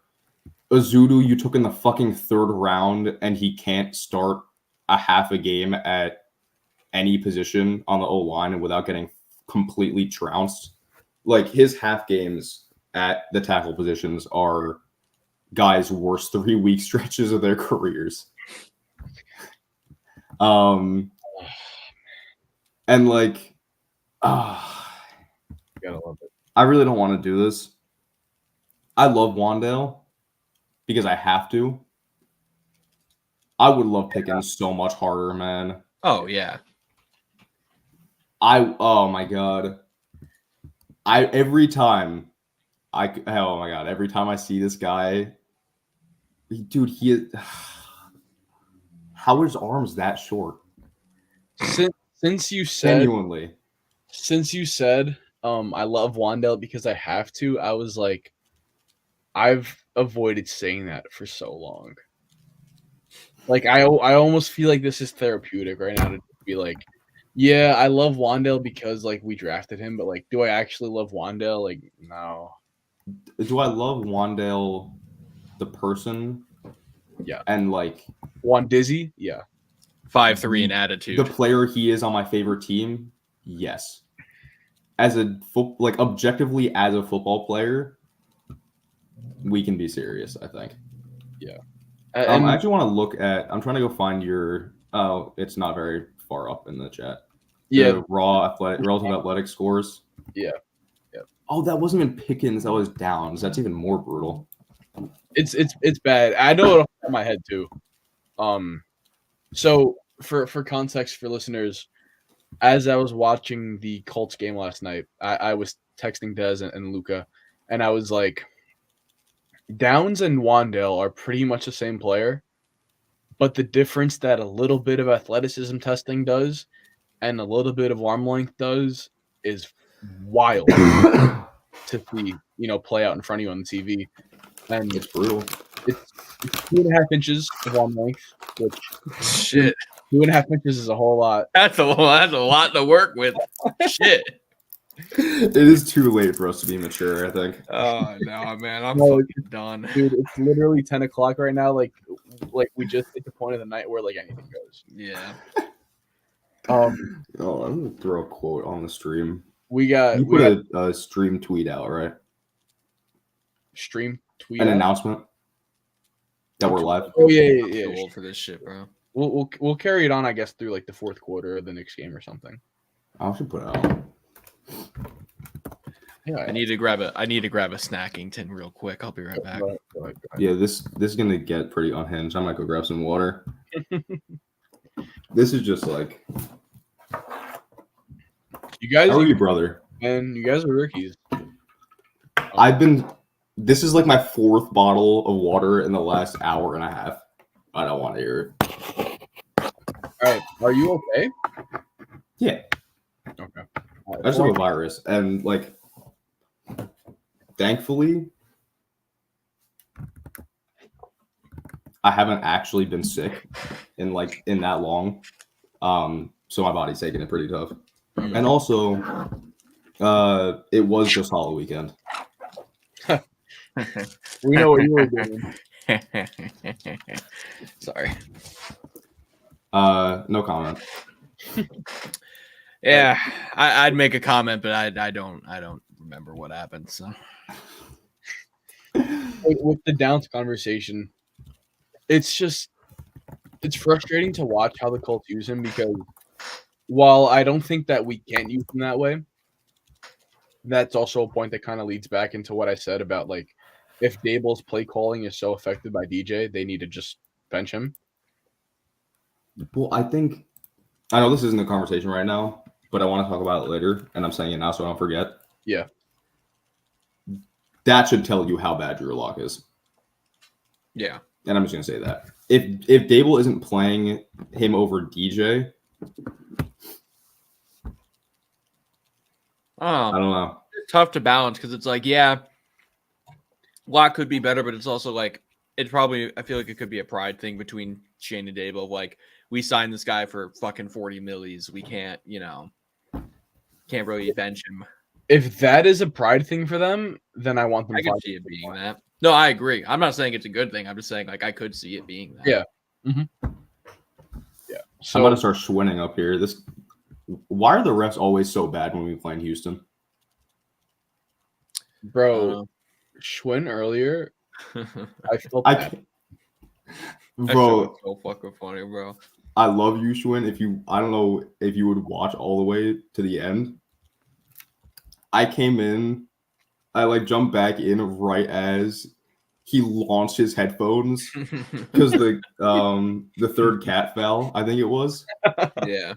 And that had me crying. Dude, took him off just right at the camera. Bam! I know that move all too well. I've hit that shit playing video games so many times. Yeah. And the earpiece just fucking gone. Disintegrated. Not great, but also what he complained about was very obviously not a foul on us. So I understand. Fred VanVleet he needs to fucking understand that it's not just fucking cool to go off on the Knicks. It's not funny, all right? Hitting a fadeaway. Yes, Josh just purposely injured Sengun. No, I'm just kidding. Cat, What football stuff were you talking about? Downs versus Wandale. Yeah, I keep fucking getting sidetracked.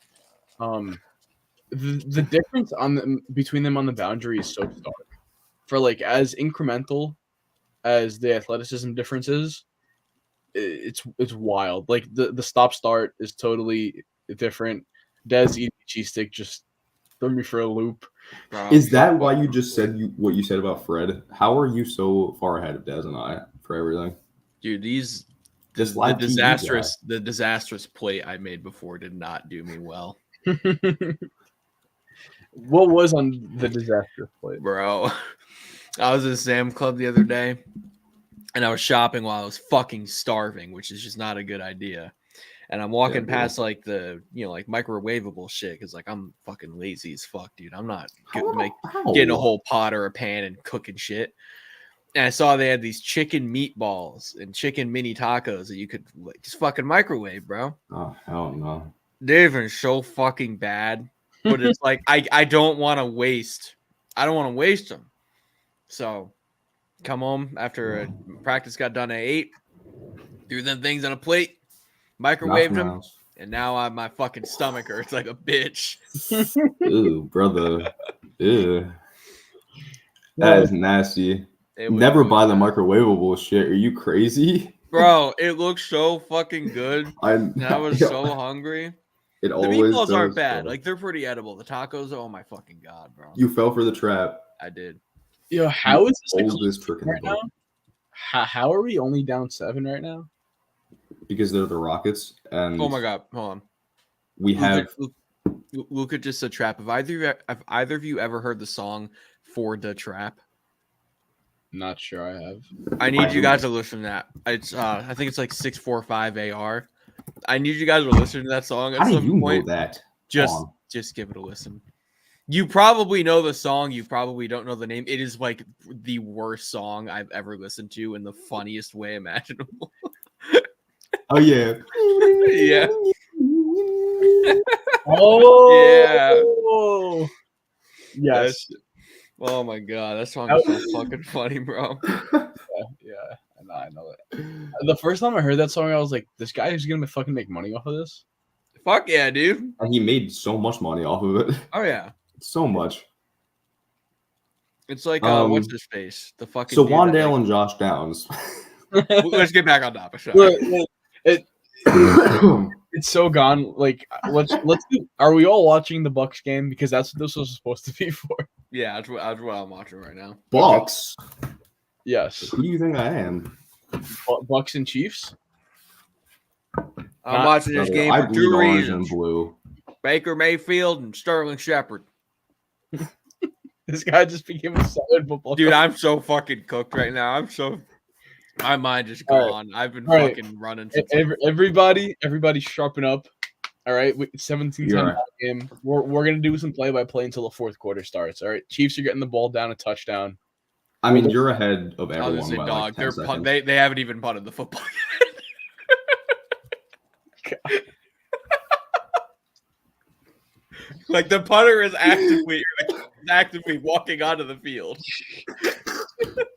You know it's bad because he's not even the punter, bro. He's the kicker. I know. I just saw his 4th down. I fucking dude. You know what? Fuck you. Fucking correcting me like that, man. Dude. All right. I know you ate some fucking shit meatballs. Oh my God, it's gonna kill me. It's not my fault. It's over for me. I ain't gonna make it. I want to. I got locking. You're literally off the perk right now. I know. I. All right. All right. Everybody, the cat stat line right now: 13 points, 14 rebounds. I'm watching him not get a single fucking foul call right now. I'm sorry. That's obviously an N1 right there. God fucking damn is right, Cat. He literally is bleeding from like 4 spots on his lip. Damn. Big if you need motherfucking someone to clean up the blood for him, I could. Yeah. Did anybody see the video of OG falling over? No. I'm glad. Thank you for Oh, dude, we cannot fucking see. It's not. I didn't know if it was gonna focus or not. I doubted it was gonna focus. There's no way. What That the shit was fuck not did gonna this focus, stream bro. become, bro? It's 10-10.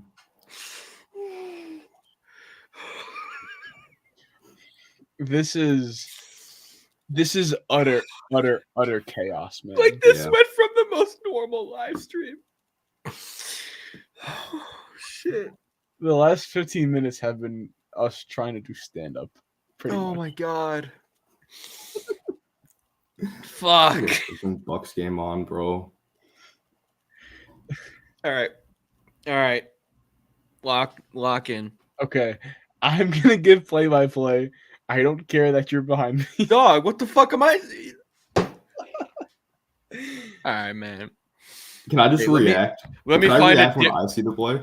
let me find a different totally legal stream. Maybe it'll be a little further ahead. I got us. Luca, this is why we need playback for the NFL. Oh man, I This way remember. should- I've been trying to get them to do that for so I'm long. saying we gotta do playbacks for the Knicks, bro. Yeah, midterms just finished today. Everybody clap it up. Midterms finished today. I just saw kickoff. Yeah, I'm watching the How the fucking fuck- Saquon hurdle for like the 1000th time in my life. It just happened 24 hours ago. All right, let's But see. Con, Let's it's see. the greatest player, and it's the greatest play of all time. How did Let's the do what Giants let him Streamies walk? is Are they looking that like. fucking stupid? They are, because they also, nobody let Derrick Henry walk. Nobody did. I don't know, man. Ravens, not Ravens. The Titans aren't stupid. All right, they just Titans also kicked it off. suck. and here's a fucking Saquon hurdle. Oh my. So between plays, I'm gonna keep talking about the draft classes. I think. Yeah. How did he miss on so many picks in 2022? Okay. 23, Deontay Banks. It's definitely not a bust of a pick. It's like a B. Purely, I think it's a B minus at best right now. It's kind of like what Schwinn said. It's like if you draft a corner that late in the first round and they're like even just as CB2, it's like, okay. Like, I'm not really going to call you a bust. Jay, man. That's what hurts, though. What did you just wait? What'd you say? Joey Porter Jr.? Oh, okay. Dude. Yeah, he said JPJ. Oh.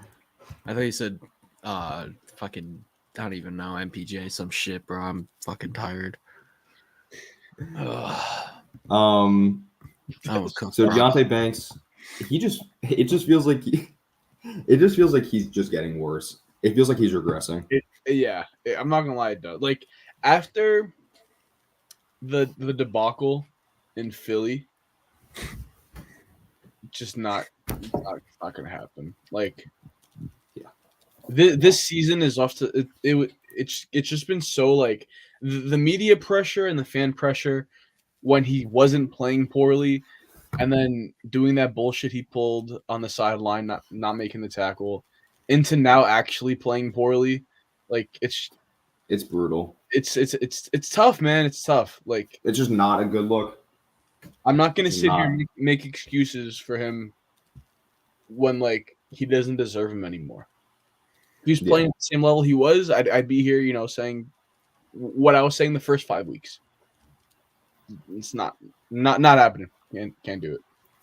I will however, continue to cape for Drew Phillips. Yes, we'll get to the class in a second, because this class isn't very good or long. I also just think, like, one, the ball skills, I don't know if it'll ever be there, which is terrifying. No, at this point, if he hasn't learned to turn his fucking head around, I don't know if he's ever going to. Like, where is it? It's Why just- can't you do anything? You just can't not a fucking part- put your hands out. You can't. Just Like, just turn it around, dude. Nope. Look at the ball. No, but it's genuinely so frustrating. Oh no, it And is. That is fucking one touchdown catch, I think it was McLaurin, had really pissed me off. Oh, we have courtesy of Stacy in the Discord. Darius Slayton quote tweeting a rub wheel. Strictly NFL? Oh yeah, I saw that. Like Oh. him quote tweeting a play design and saying interesting is not like a red flag. Oh. No, I think Oh, no. I think no. He meant I think when because he got called for the offensive pass interference. It was like a screen. Oh, route. OPI. Yeah, I think that's more so what he meant. Because this is the second time he's quote tweeted Bro's something trying to about get the him. refs. Bro's trying to get people mad at him. I No. thought this guy was like fucking publicly shitting on No. people. I wouldn't be surprised about a lot of guys saying that from the locker room, but What like is Slayton, that? I don't expect something like that in Slayton. Because if he were to say something, that dude would have said it a while ago with the fucking shit he's had to deal with between pretty much losing his role to start off, was it 2 years ago now, and then having to deal with fucking Daniel Jones his entire career. Yeah. I would retire if I had to deal with him for more than fucking 2 years, let alone, what is it, 6 now? He's also been a warrior for this team. Yeah. That's what I was saying. That's what I was saying before about like we haven't had a career giant in a while, and Slayton, if we were good, I could see him being one, but no shot at this point. I might keep him if we can. I'd like to, honestly. We had 70 million ish in cap. We've almost 70 million in cap space. The wide receiver market is way better than it was last year. So there won't be as many teams willing to overspend on guys who aren't as good as the top tier free agents. And I just think he wants to be here, honestly. He can be our So Chris Callaway. Just put up 700 yards, Kareem dog Hunt. shit offenses every single fucking season, no matter what. How was Kareem Hunt just back? I wonder if they were to bring back Slayton. Hyatt is not for long, right? Like Hyatt is NFL. I'll get there when I finish the 22 draft after you're done. No, I'm just you go. Did you go? Okay. You're good. I wonder what they do with Wandale and Hyatt, because if they bring back Slayton, to me that tells me they're looking to upgrade at wide receiver somewhere, and I thought it would be from him.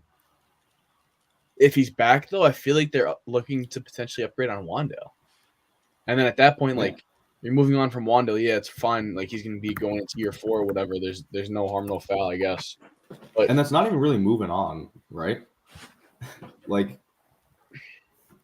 if you cut his snaps, like he's already about, I believe, 65-70% hovering around there on a week-to-week basis. Bring somebody else to actually be the wide receiver too. Wandale's not getting on the field more than 25% of the snaps. well, he's an injury away from being contributing. Our wide receiver 4 right now can't get more than 5% of the snaps. Yeah, that's true. So I just don't see like. Well, you just trade him at that point? That's what I wanted to bring up. On the last year of his deal, though, what is he getting you? 6? Hyatt's probably like a conditional 7th. He hasn't done anything. We've wasted 2 years of rookie contract money, and he's shown that he can get hurt, and he can have inconsistent hands. And he can run fast. Don't forget that. Which teams knew when they still didn't care.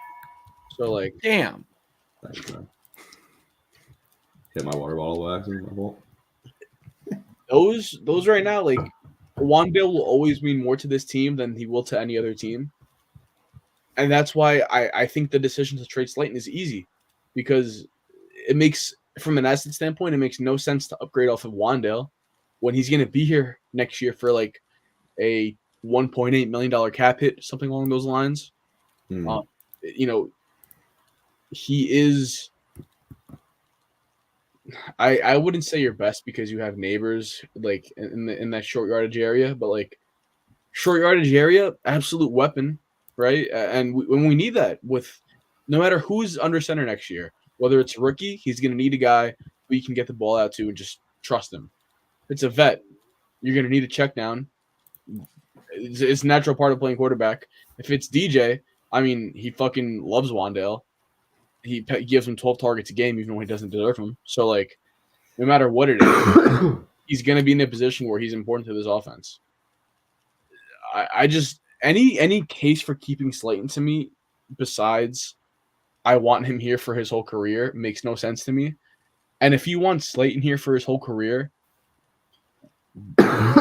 he's not that important, dude. Like, it's fine. We can let that fucking guy go. I'm not gonna lie. I'll argue this with you. Oh shit. Okay. Not because I want him to be a career player. I just think he's better than Wandale. Like, why have to? And I don't disagree actually with that at all. So why have to overspend at a position when Slayton, like, if you clearly want to bring Slayton back as a wide receiver too, then, and he's already getting more snaps than Wandale. He's already getting wide receiver 2 snaps, and he wants to be here. Bring him back on a cheap deal, right? So the thing is, cheap with him. He's getting $7 million right now. Gabe Davis. Yeah, that's fair. Gabe Davis just got fucking 12. He's 1,000% better than Gabe Davis. Are you giving him $14 million? Hometown discount. So, 10, 9.5. Like, that's. I don't know if that's getting it done. And then, like, give him 3 for 28. Fuck it. Sure. Let's call it. Let's call that what it is. So that's 9.33 a year. You're giving him 9.3. Adam shaved. I'm sorry. You're gonna give Aziz, if we had our way and we brought back Aziz, you're gonna give Aziz around $9 million a year. So you're looking at 18 mil out of that $68 million taken up. You're at 50 now. You need CB1. You need D tackle depth. You need cornerback depth. You need linebacker depth. You need O-line. Like, every position on this team is one deep. And I know that, like, in the NFL, it's hard to ever be more than one deep at any spot and, like, have a backup who you legitimately can have faith in to perform every Sunday. We, unfortunately, just get hit by the injury bug more than any fucking team that's ever been out there. So that's our reality. Like, a depth to us will mean more than it ever will to these other teams. So, with that being said, running back doesn't have to be touched for 2 seasons. Like, that's great. You need your quarterback. Are you going to be in position to draft one? Or are you going to have to trade up? You're going to have to give up assets there? So there's, like, it's kind of an incomplete answer until we get to this point of the offseason where we have our draft order set and, like, you know, XYZ happens. I just don't see a world, like, where they pay Aziz and Slayton. And where it comes down to for me is long term, I think Aziz is much more valuable. And I don't want to say irreplaceable, but he is much less replaceable to me than Slayton is.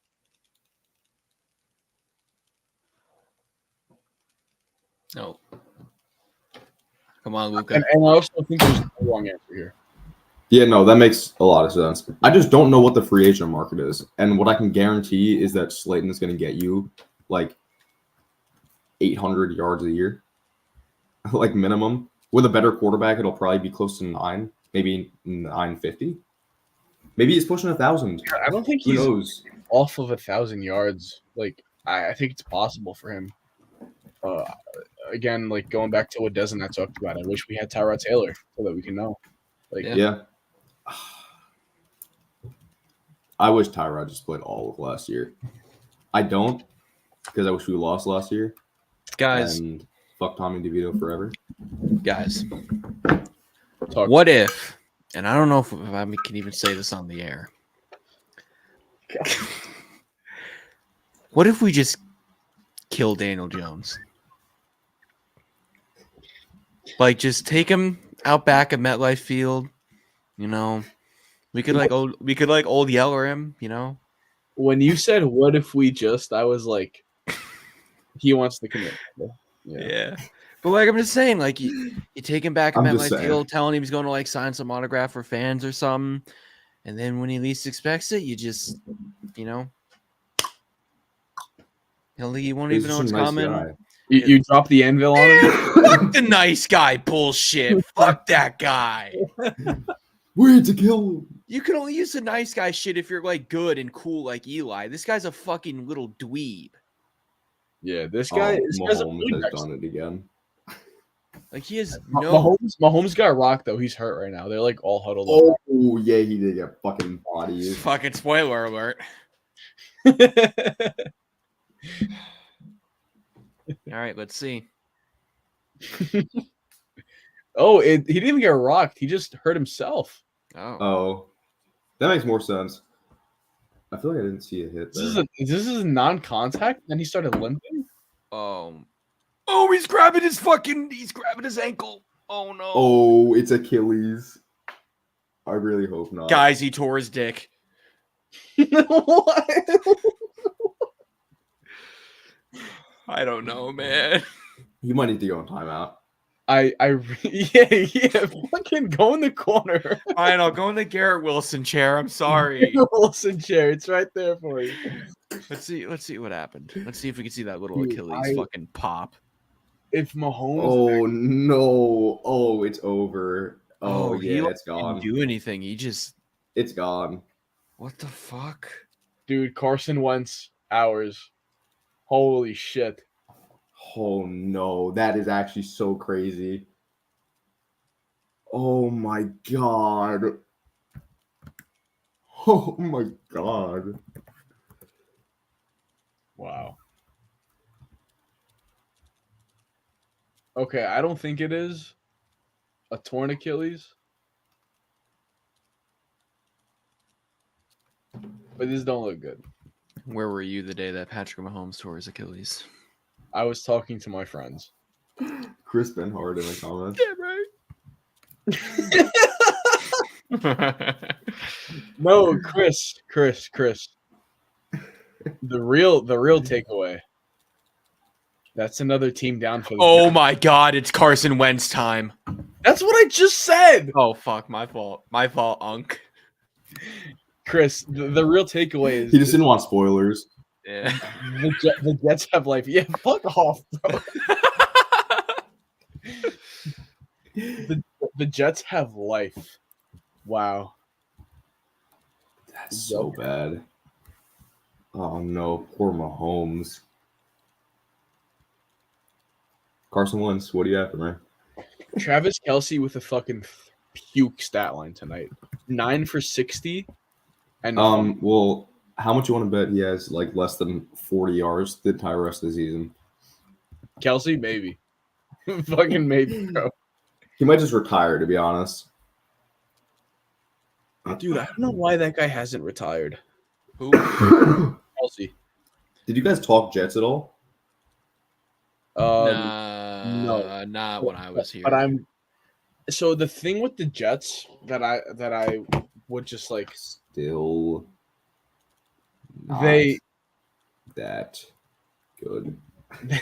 they didn't do anything different. They just had Garrett Wilson make 2 fantastic plays. And CJ Stroud looking like Mahomes in the COVID Super Bowl with that O-line. Mahomes in that Super Bowl, like he honestly was super impressive. Like CJ Stroud was nowhere near that guy last week. I had to make the funny But comparison. point made. Point received. They, Please be okay. I don't know, man. I really want to believe in them. Just because, like, the names they have, I've said this so many fucking times. Like, the names they have are great, and OG Anunoby is a fucking killer. Like, this guy's. Is anybody watching this fucking game? This guy's flaming hot right now. What guy's hot? OG Anunoby is hot. Yeah, he is. Holy shit. Dude, And wait till he gets locked up again. Steal. Oh my god. Can And you stop spoiling, Con? Let's go. Sorry. Mute yourself. I'm just the Grinch. I'm sorry. Oh yeah, Juice. You're the Grinch, and I didn't think he got the pass off. I know I sent it the video in the chat the other Look at day, Precious. the Giants Mafia chat the other day, but with the grenade. no, that is a representation of how I feel all the time. But the fucking dude singing Yeet while he's like walking down the street. Hey, Oh yeah. hey, we're the product man. That's how I feel literally like right now. That's what the just, fuck is his name? I know who you're that talking video. about. That video plays in my mind whenever I'm like at this point of the night where it's 10:30. I'm fucking tired, been working all day, and I just start fucking tweaking out. That video is just in my mind. Twisty P. Yeah, didn't that dude get arrested or some shit? Yeah.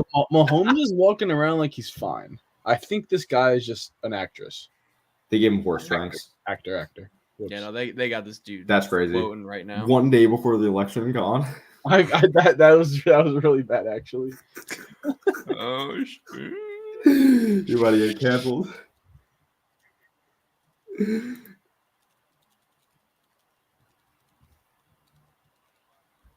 Can you not fucking give up a board to fucking Shengun? Oh, Cat. Oh, that made me sad. He literally said, "My bad." Mahomes. My bad, y'all. I was fucking with y'all. My fault. My fault, OG. You got me. Wow, Cat got a foul call. Ugh. Speaking of Cat, check out the rundown. Yeah. Yes, right It'd after. be this. quite the transition. Yeah, I can't Yes. believe you. This has been utter chaos for the last little bit. The rundown will probably not be because I believe it's Schwinn and Doug. I think is it? I think so. All I know is I'm doing the rundown on the 6th. So everybody. Nobody tune in. 0 viewers. I'm actually going to go into the StreamYard servers and shut it the fuck down the second you appear on camera.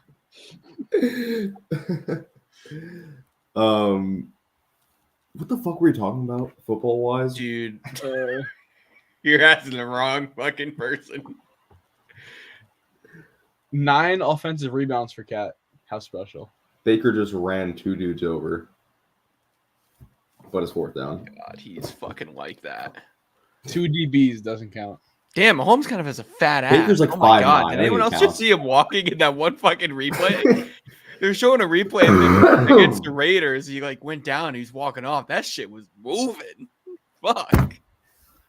Okay, Garrett Wilson chair now. Yeah, dude. Like actually, Fine. get up.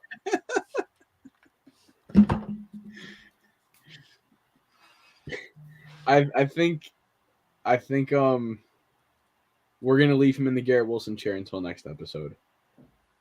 I think we might stop right here. We might have to. We're gonna let people recalibrate until the rundown. It's not you. It's It's you. No, it's you. Can I come back now? Yes, dude, you are insane. All right, come back, Des.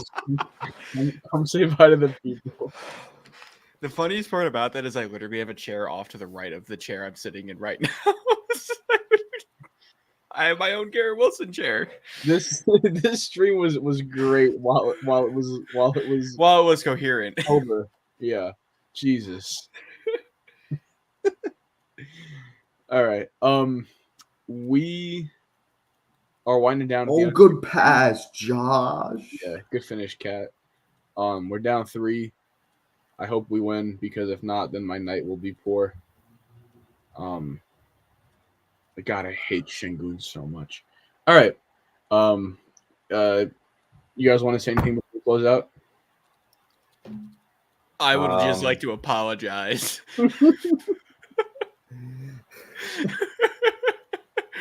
Oh man, no, I don't got anything to say. This was. I think the people appreciated the chaos. I hope so. maybe, not maybe. Hopefully there's a thread out tomorrow for the Knicks Rockets game. I haven't watched most of it, but I'm gonna rewatch it because it's been a minute. So keep a lookout for that. Probably around like noon, 1 o'clock. Mm-hmm. Sounds good. I'll be retweeting it. So You guys should be doing that too, please. Much appreciated. Yes, you Dez as well. fucking Drewski meme. Oh fuck! All right. I'll be right back in here to listen to Rundown. So it's cool. Amen. See ya. See ya. Later.